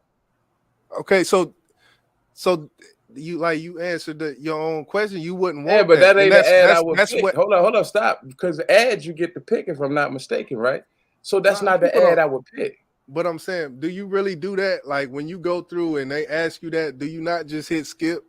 Like I don't pick what ad. Like there's no ad that's going. You're not gonna find no ad. YouTube's not gonna find no ad to put on your video for no shit like that, bro. That's what I'm saying. Because that's the kind of tizzy that Google got into, and the reason why Google changed their CPM rates for videos, which is how much you get paid per video. Right. Like they changed all of this when it comes to AdSense because there were videos that was just foul shit going on, and you got Johnson & Johnson with an ad and Johnson Johnson, like, damn, I don't want my ad on this video. Like, hold on, man. At least let them cuss in the first 10 minutes. Like, exactly. So I understand. I don't like it. I'm not saying that it's fucked up. I think it's fucked up. Then that should be, hold on, listen to what I'm saying. Then that should be a choice. So YouTube should say, instead of putting it just automatically letting you put the ad in there, these ads aren't suitable for the content. So if you get that gives you a choice right there to say, I could do clean content or I could do this dirty shit. You get what I'm saying? But that's just not it. It's not the dirty lies. It's the people speaking truth. You get what I'm saying? And it's the videos that we post and we want people to see. They took that stuff away. They taking that away. That's true. So what I'm saying is, if we keep giving it to them, they're going to keep taking it. But nobody realized that we're giving it to them because of convenience. That's what I'm saying. You got to build something. You got to build. That's what I mean. It's bro, really like, all right, so about it. So let me ask you a question. It always starts somewhere, right? And I ain't saying this is what we got to do. You get what I'm saying? I believe at this point it's a lost cause. So, I mean, so right there. So I'm gonna give you another scenario. Check this out. All right. So, I can't think of what famous person is going after Nike, but my son jumped in on it and challenged black people not to wear Nike, but wear black-owned shoes. That'll never happen. That'll never happen. You get what I'm saying? And but see, it's always talk. And I ain't saying it's not my talk. It's always talk of how we don't support each other. You get what I'm saying? But because of a style. It ain't the shoe, because the shoes that they putting out are the same comfort as a damn Jordan. But it's the style. Nike been out so long that you can't even take it out. And it's not even like one of the highest, it's not even the highest tennis shoe market brand. It's not. You get what I'm saying? But motherfuckers won't stop wearing them, even when they violate us. You know what I'm saying? Like, I got Timberlands, I got Nike boots. You know, I heard people say it's a man hanging on the Timberland, but just the fact that it was said that a white person put this out, you still see more brothers wearing them. Let me ask you this, Newt. Like, when it comes to speaking and having the freedom to speak how you feel, when you feel, if there was a platform created where you did not get paid at all, do you think people will come on here and speak and tell the truth, as you was putting it earlier, that our people need to hear? Would they do that? Hell yeah. For free? Hell yeah. Bullshit. I would. Bullshit. I would. Listen, let me explain something. I don't need goes down, bro. Hold up, bro. I don't need no money to tell people what I believe or what I think. That's what I'm saying. So it's people like me out here. That's all I'm saying, bro. It's a small percentage. It's not a small percentage, because it's people that I watch on YouTube every day that's doing the same thing, that don't care about money. Okay. They care about their people. And they still doing it on YouTube, right? But they're not getting paid for it. Okay, cool. So you can't say that they are silencing us then. How can you say that then? I'm not saying, you understand what I'm saying. Like, we can't talk about the C word at one point. We couldn't. They had us scared to say cold. That's one thing. Okay, cool. No, I'm not. That's just one. That's not one thing. You don't do anything to have your video. My shit's been struck before because of. Matter of fact, I got struck for a video I played that you put on, that you came on my panel with. You get what I'm saying? So the stuff that I like to talk about, I can't talk about, because they're going to strike my stuff. That's why I don't go live like that. Because it's no use of going live. Or if I get I say fuck that shit, man. Just do what you do, man. But then I'll be making page after page after page trying to get the people to follow me. It don't work like that. Plus, my platform now, I am just strictly trying to just throw music on there. Like, because of just music, you know what I mean? And I'm glad they broke down the shit, because I only put music on my video section, and if I do my lives, I can do my lives. They don't have the same no more. And that's the beautiful thing about music. You can say whatever you want over a beat, and they ain't gonna say. Well, hold on, because depopulation, yeah. That song, the title, yes, that song, me, that, and the owner of the Black Sector Mafia channel, the song that we did, that song, it got like, I think it had damn near 300 views almost, and they took that motherfucker down. Talking about the jab. And in the song, crazy part is that I wasn't even saying, this was at a point when COVID just came out, and I was just saying, but still, the fact that it was a song. You know what's crazy about that? Let me check and see something. Because you saying that, right? This on the same live that I got struck with what I'm talking about, Boss. It's a guy named Cam Bada. And he had a song.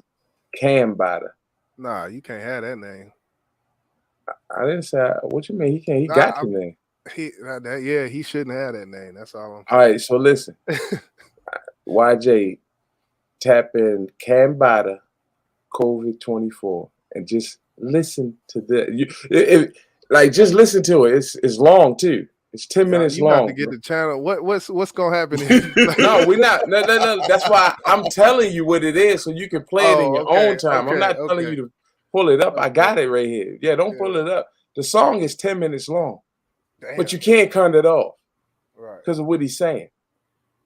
But they still. I'm looking at it right now. They still got it up. It got 97K views. You get what I'm saying? Yeah, but they maybe because choose. The title, the certain keywords and things. Because the song, they pick and choose. That's what I'm saying. It's like they pick and choose. It's robots behind this shit. Like they pick and choose. This is an industry dude. You get what I'm saying? So this is allowed by him. But if you think about it, I get what you're saying. YouTube has a very important part of putting music in front of certain people or a broader audience. But if you have, let's say, for instance, I don't know who that guy is. He had a following of 10,000 people. If 3,000 of those people do not, I'm just throwing a number out there. If 3,000 of those people love his music and love his story, and they're not sharing it to reach the masses, that's their fault. You know what I'm saying? Because if they have, let's just say, for instance, they have a channel where they can actually share it to their community wall.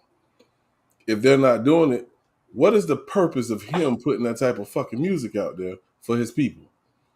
That's the biggest problem that we tend to forget about. Because I know myself personally, when I did Inspired and Inspired 2, I had a group of people who loved that type of music, but the music wasn't being shared like it should have. So I moved on and said, I'm gonna just try something different. Why? Because you're doing something for your people and you're sending a message to your people through your music. It's not, you can blame YouTube because they're not putting your music out there in the algorithm where people can see it, but you can also blame your people for not sharing your shit. You feel what I'm saying? So it's us and YouTube. That's how I see it, bro. Yeah, and that's it's a part of it. If you really fuck with something, you definitely will. You will share it. Do what you can.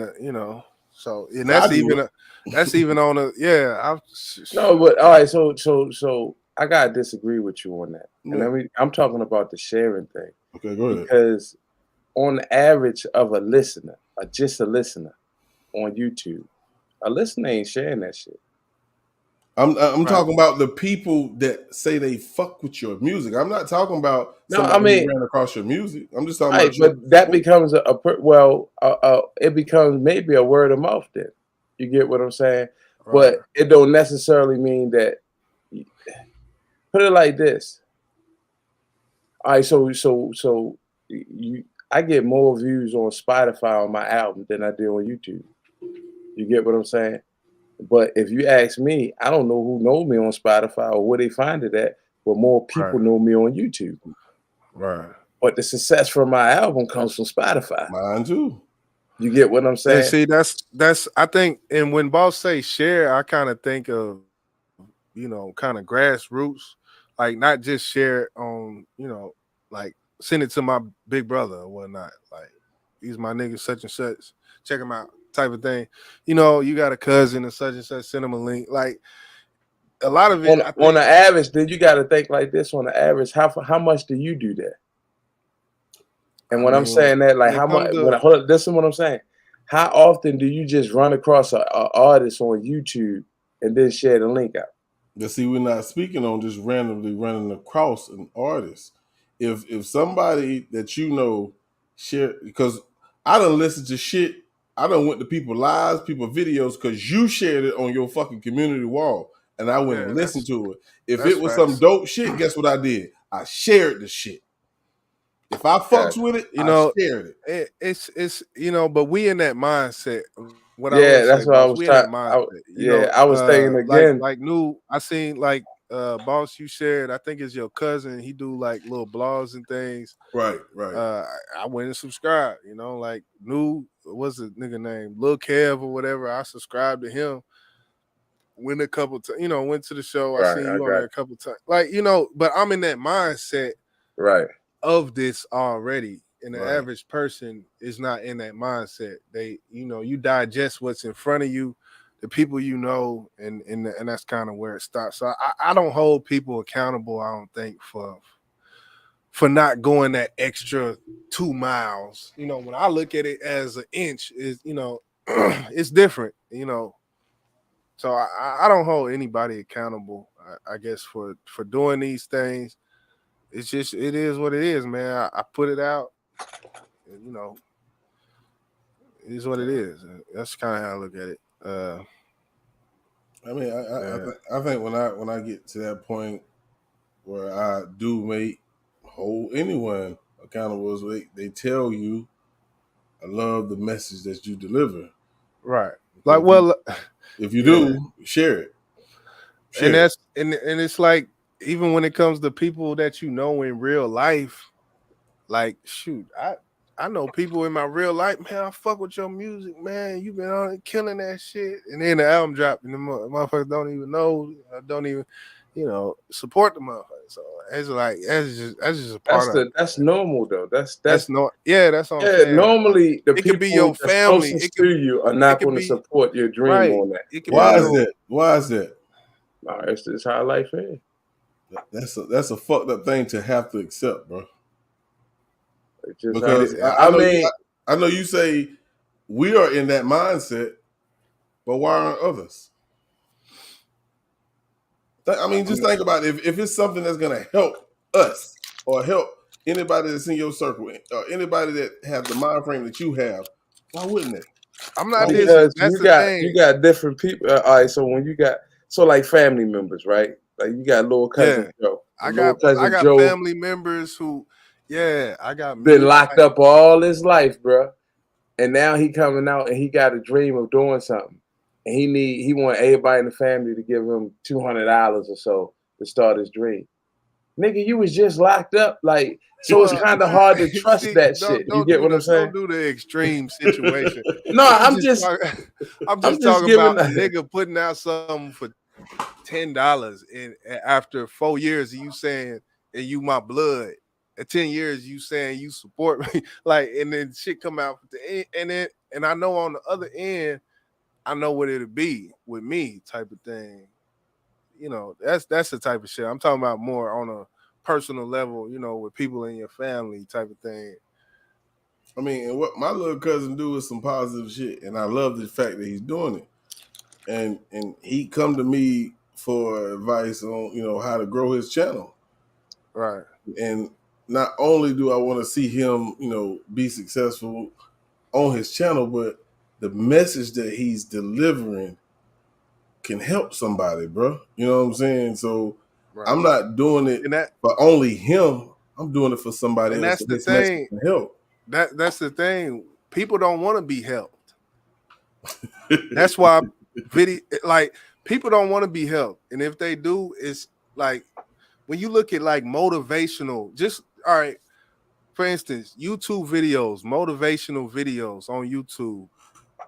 The ones with the most views are under what 1 minute. They're under shorts, type of things.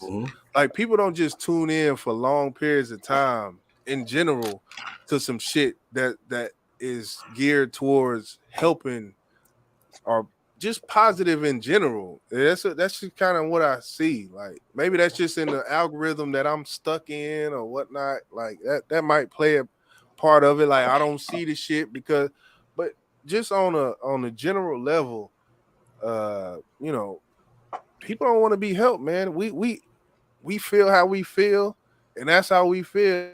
And fuck it if you don't feel like this. Suck my dick. Like, well, I mean, you have if you ever, you know, if you have a following, and people may reach out to you via email or wherever, and they say the message that you presented in your last live or your last song or whatnot really helped me.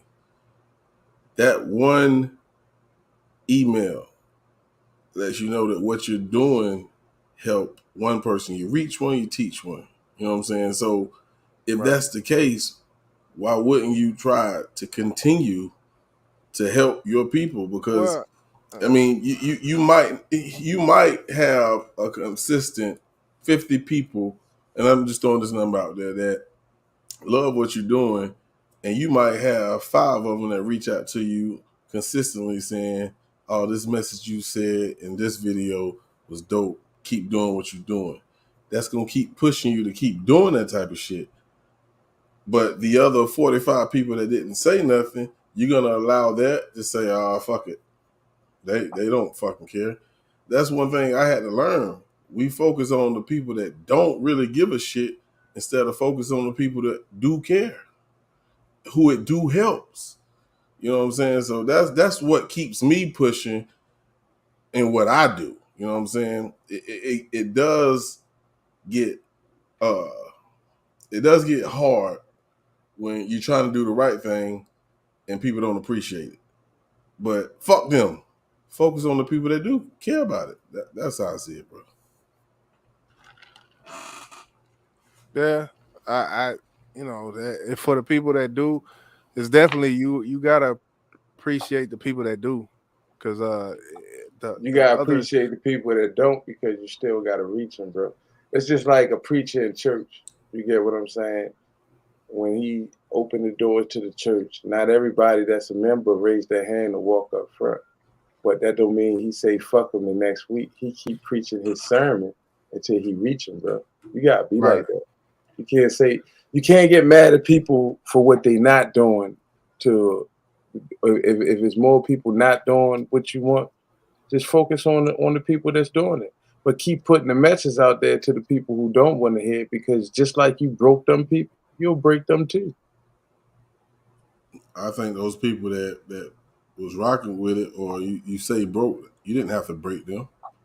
They followed you because of the message that you delivered. How do you want to put it? You broke them.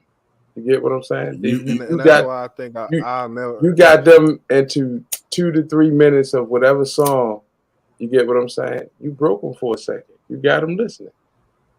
So what I'm saying is, maybe at one point they didn't want to hear it, and then something caught their ear. You get what I'm saying? So I'm just focused on. I mean, y'all think I'm a hard ass. Y'all think I don't agree to everything. I'm really about my people, bro. You know what I mean? That's who I'm fixated on, my people. You know, and my people aren't just black people. My people is everybody. Everybody who fuck with what, you know, what's going on in the world today. Read that comment right there, and that's the honest truth right there, bro. That wraps it up. That sums it up. Sometimes people pride is too strong to admit if you've been effective in their life. That's the biggest fact that I've seen. That's the biggest statement in this goddamn chat right now. That's facts right there. Motherfuckers don't want to admit that you affected them in some type of way. Why? Put your fucking pride to the side, bro. You can look at it like that, or you can look at it like, well, maybe, you know, on that day, this was said, or on that day this song was done, and I don't know. I just don't, and that's probably why I'll never be a big YouTuber, is because I don't want to say that, but speak your mind. I just don't really just care that much about pleasing people. Is that fucked up? Yeah, I know you. So hell yeah. Is that fucked No, up? I ain't never Because get away with you know, that. on shit. the Hell yeah. opposite end, on the opposite end of the spectrum, when I digest like the people who aren't trying to please me, those are the people. Like, I fuck with people like that. Like, so for me to say that, it may sound like some asshole shit, but those, like, you know, that's just me though. Like, that's what, when it comes to making music, if I do a big song and this one song got, you know, thousands of views, just because it got 1,000 views, and that's why I said, to preface my whole statement of saying that I don't care, it comes from, if that big song gets, say, not even 1,000, say it gets 1 million views, will I now start making all music like that? Or will I now change what I do to please those people that supported that song? Like, and that's why all of this. You get 1 million views on a song, trust me, you'll change. And if you get 1 million views on a song, 9 times out of 10, that song you put out was who you are. You get 1 million views on a song, nigga, you'll change because you're gonna get called. Because YJ, because the music you're gonna put out is the music that you want to put out. No, man. So you don't have to change.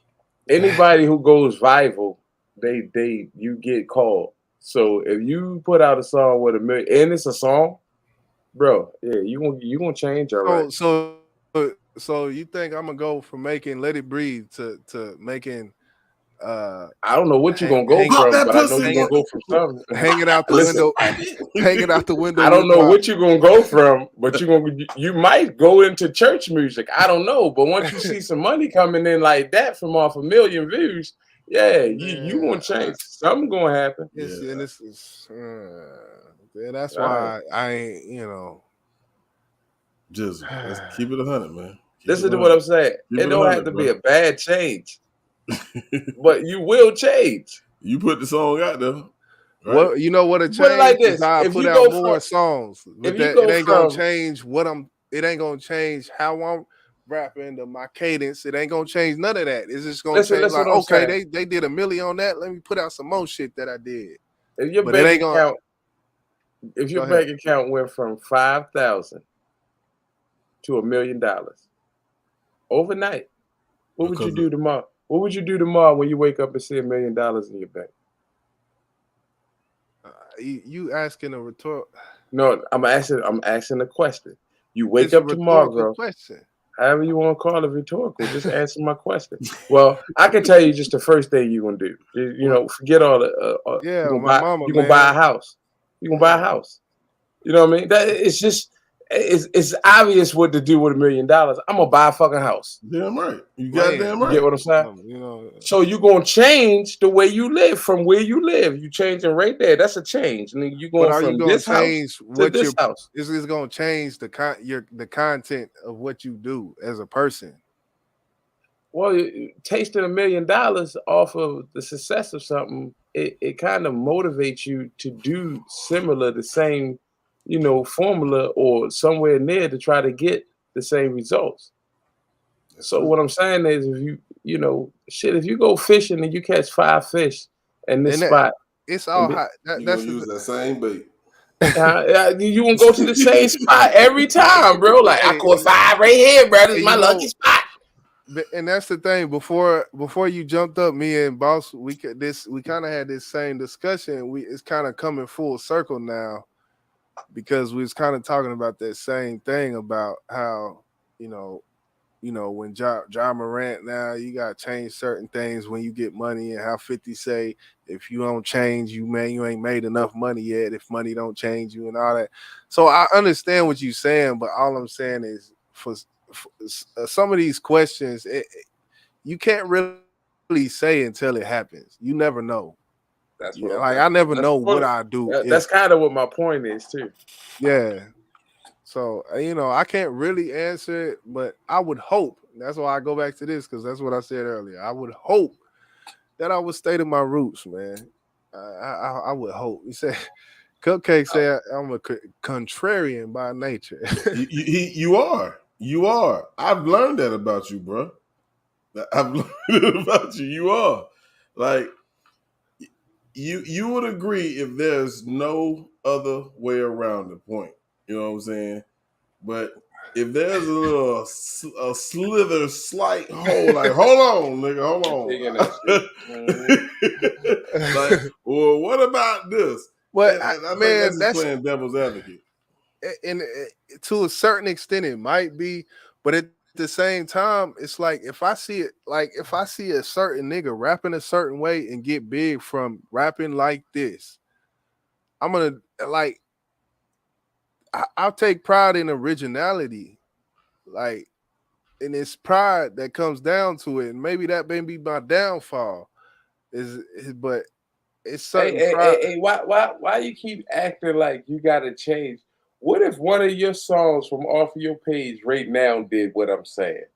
Then I keep doing what the fuck I do. Exactly. Exactly. Hold on, that's what I'm saying. You keep doing what you do, but once that money is in your hand, something changes.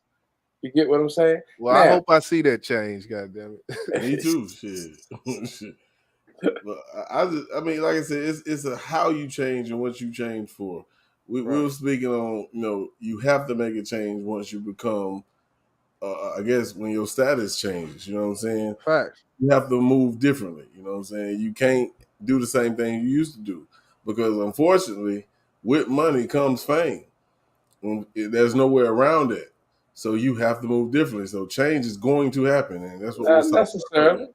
No, shouldn't me? Well, hold on. How you gonna say not necessarily? You would just push this shit. Hold on. No. He said, "What money?" This is what he said. Listen, what he said. Stop for a second. He said, "With money come fame." There's some rich niggas out here that's not famous. What I'm speaking on and what we're doing right now, you're right. I mean, if I hit the lotto and I didn't tell no fucking body, of course that's different. Keep it in context. Yeah. No, nigga, if you just start a company and got good business and got good work ethics, and your company jump in 2 years and you become a millionaire, you get what I'm saying? It's not. I got what y'all saying when you're dealing with what we talking about. We talking about the music.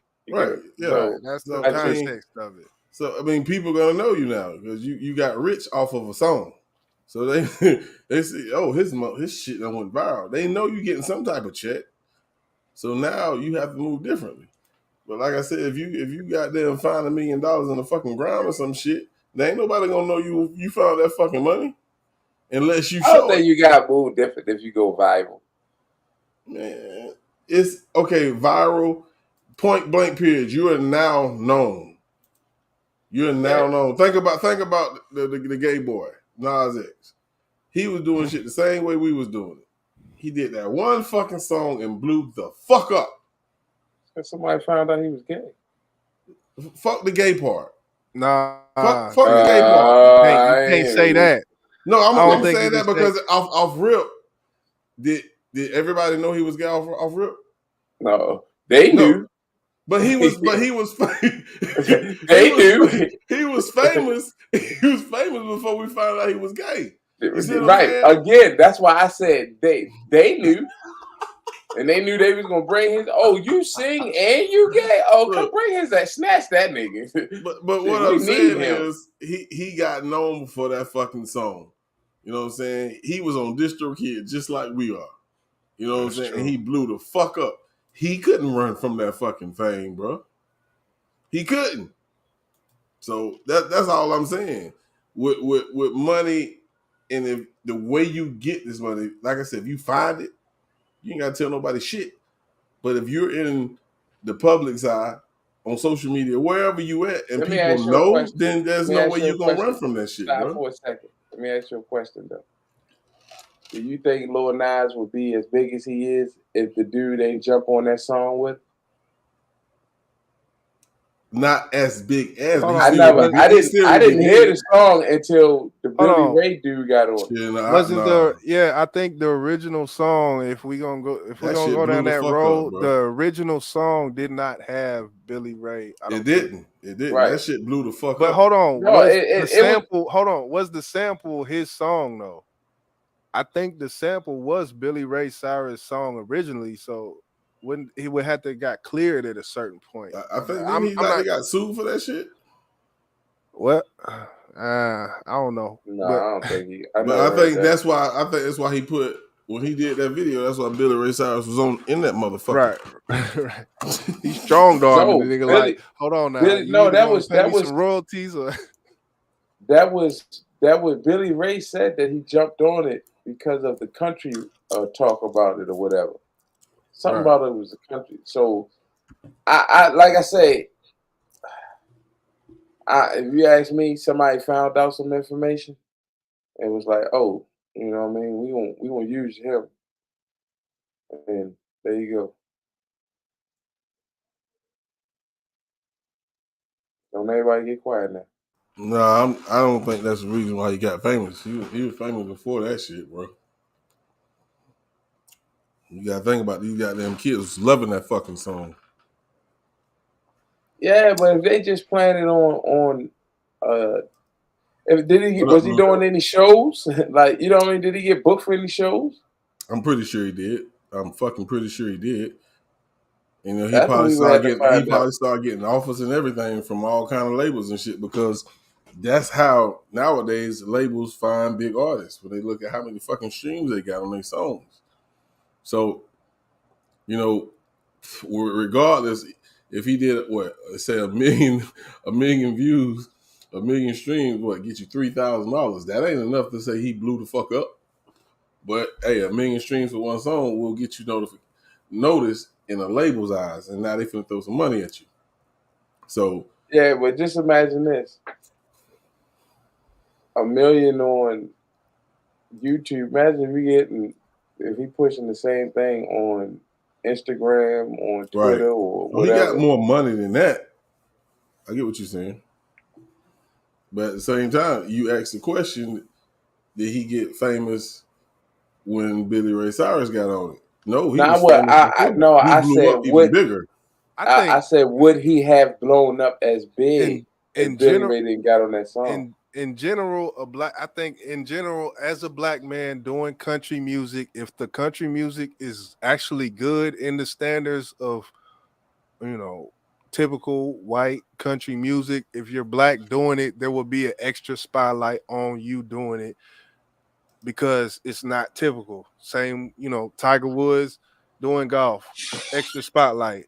The professor from &1, white in a street ball league, you'll get extra shine from that. He was the face of it the last few years, and I tell anybody to go watch the &1 documentary on Netflix. That shit kind of dives into how them niggas was signing crazy contracts.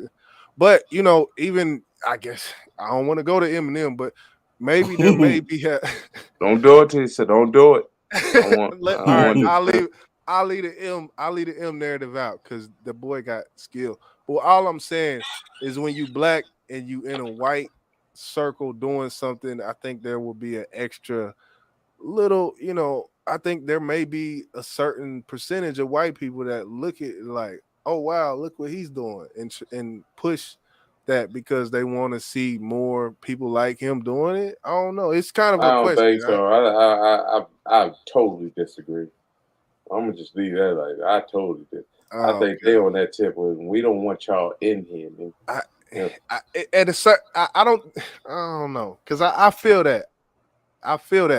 But the country music awards, it's definitely they.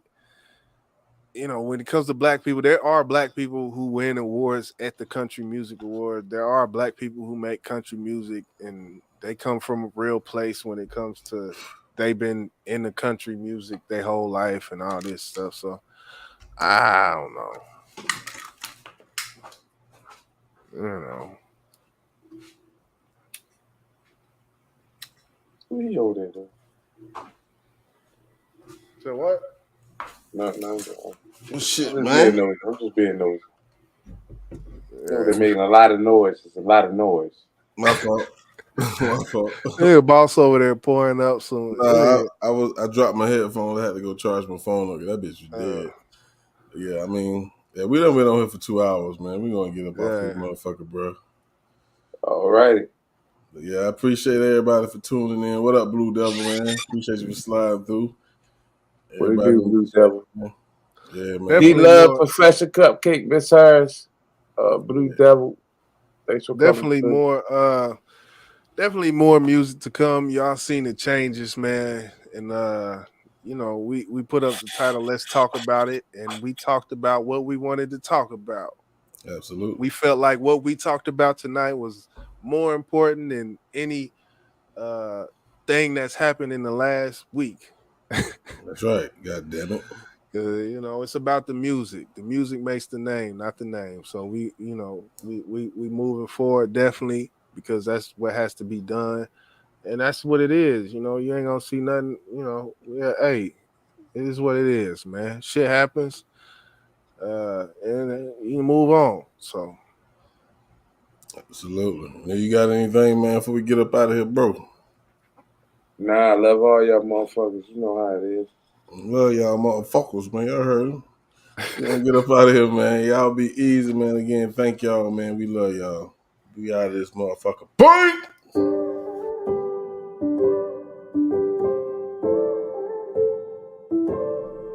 Oh, I see you. One day, it's gonna be okay. Times like this, it only makes sense to say this. Now as this story gets told, it never gets old. The season is yours whenever it pours. Envision that goal. You could be anywhere, but you right here, still standing. Been through it, severe damage, and you still got it. Did what's best for you and yours, and you still solid. You been through the fire, been through the rain. You ain't get tired and let it stay. Even when they try to say you insane, they can talk about whatever, but I came a long way from a short fall. Don't play, you gotta push on. When they say you done, you gotta keep it going till you never let them knock you off your square, baby. Keep fighting till the end, and I'ma be there, baby. Keep on pushing on, you still got more to go. I see you facing trials and tribulations on that road. On that road, I know, yeah, I know. I see you facing trials and tribulations on that road. I know it get hard and it can be complicated, but right from the start you knew your heart could take it. But taking the loss, I know it's hard to face it. You gotta make it. The trip, it don't get any easier. Don't think about who don't believe in ya. See, life, it don't come with an easy button. Sometimes you feel like you leave with nothing. So how do you live when you need the money? It's gonna be one day, and it will be okay. You gotta keep moving, pushing it forward. That's what you do when you kicking in doors. I only see one way, baby. Never let them knock you off your square, baby. Keep fighting till the end, and I'ma be there, baby. Keep on pushing on, you still got more to go. I see you facing trials and tribulations on that road. On that road, I know.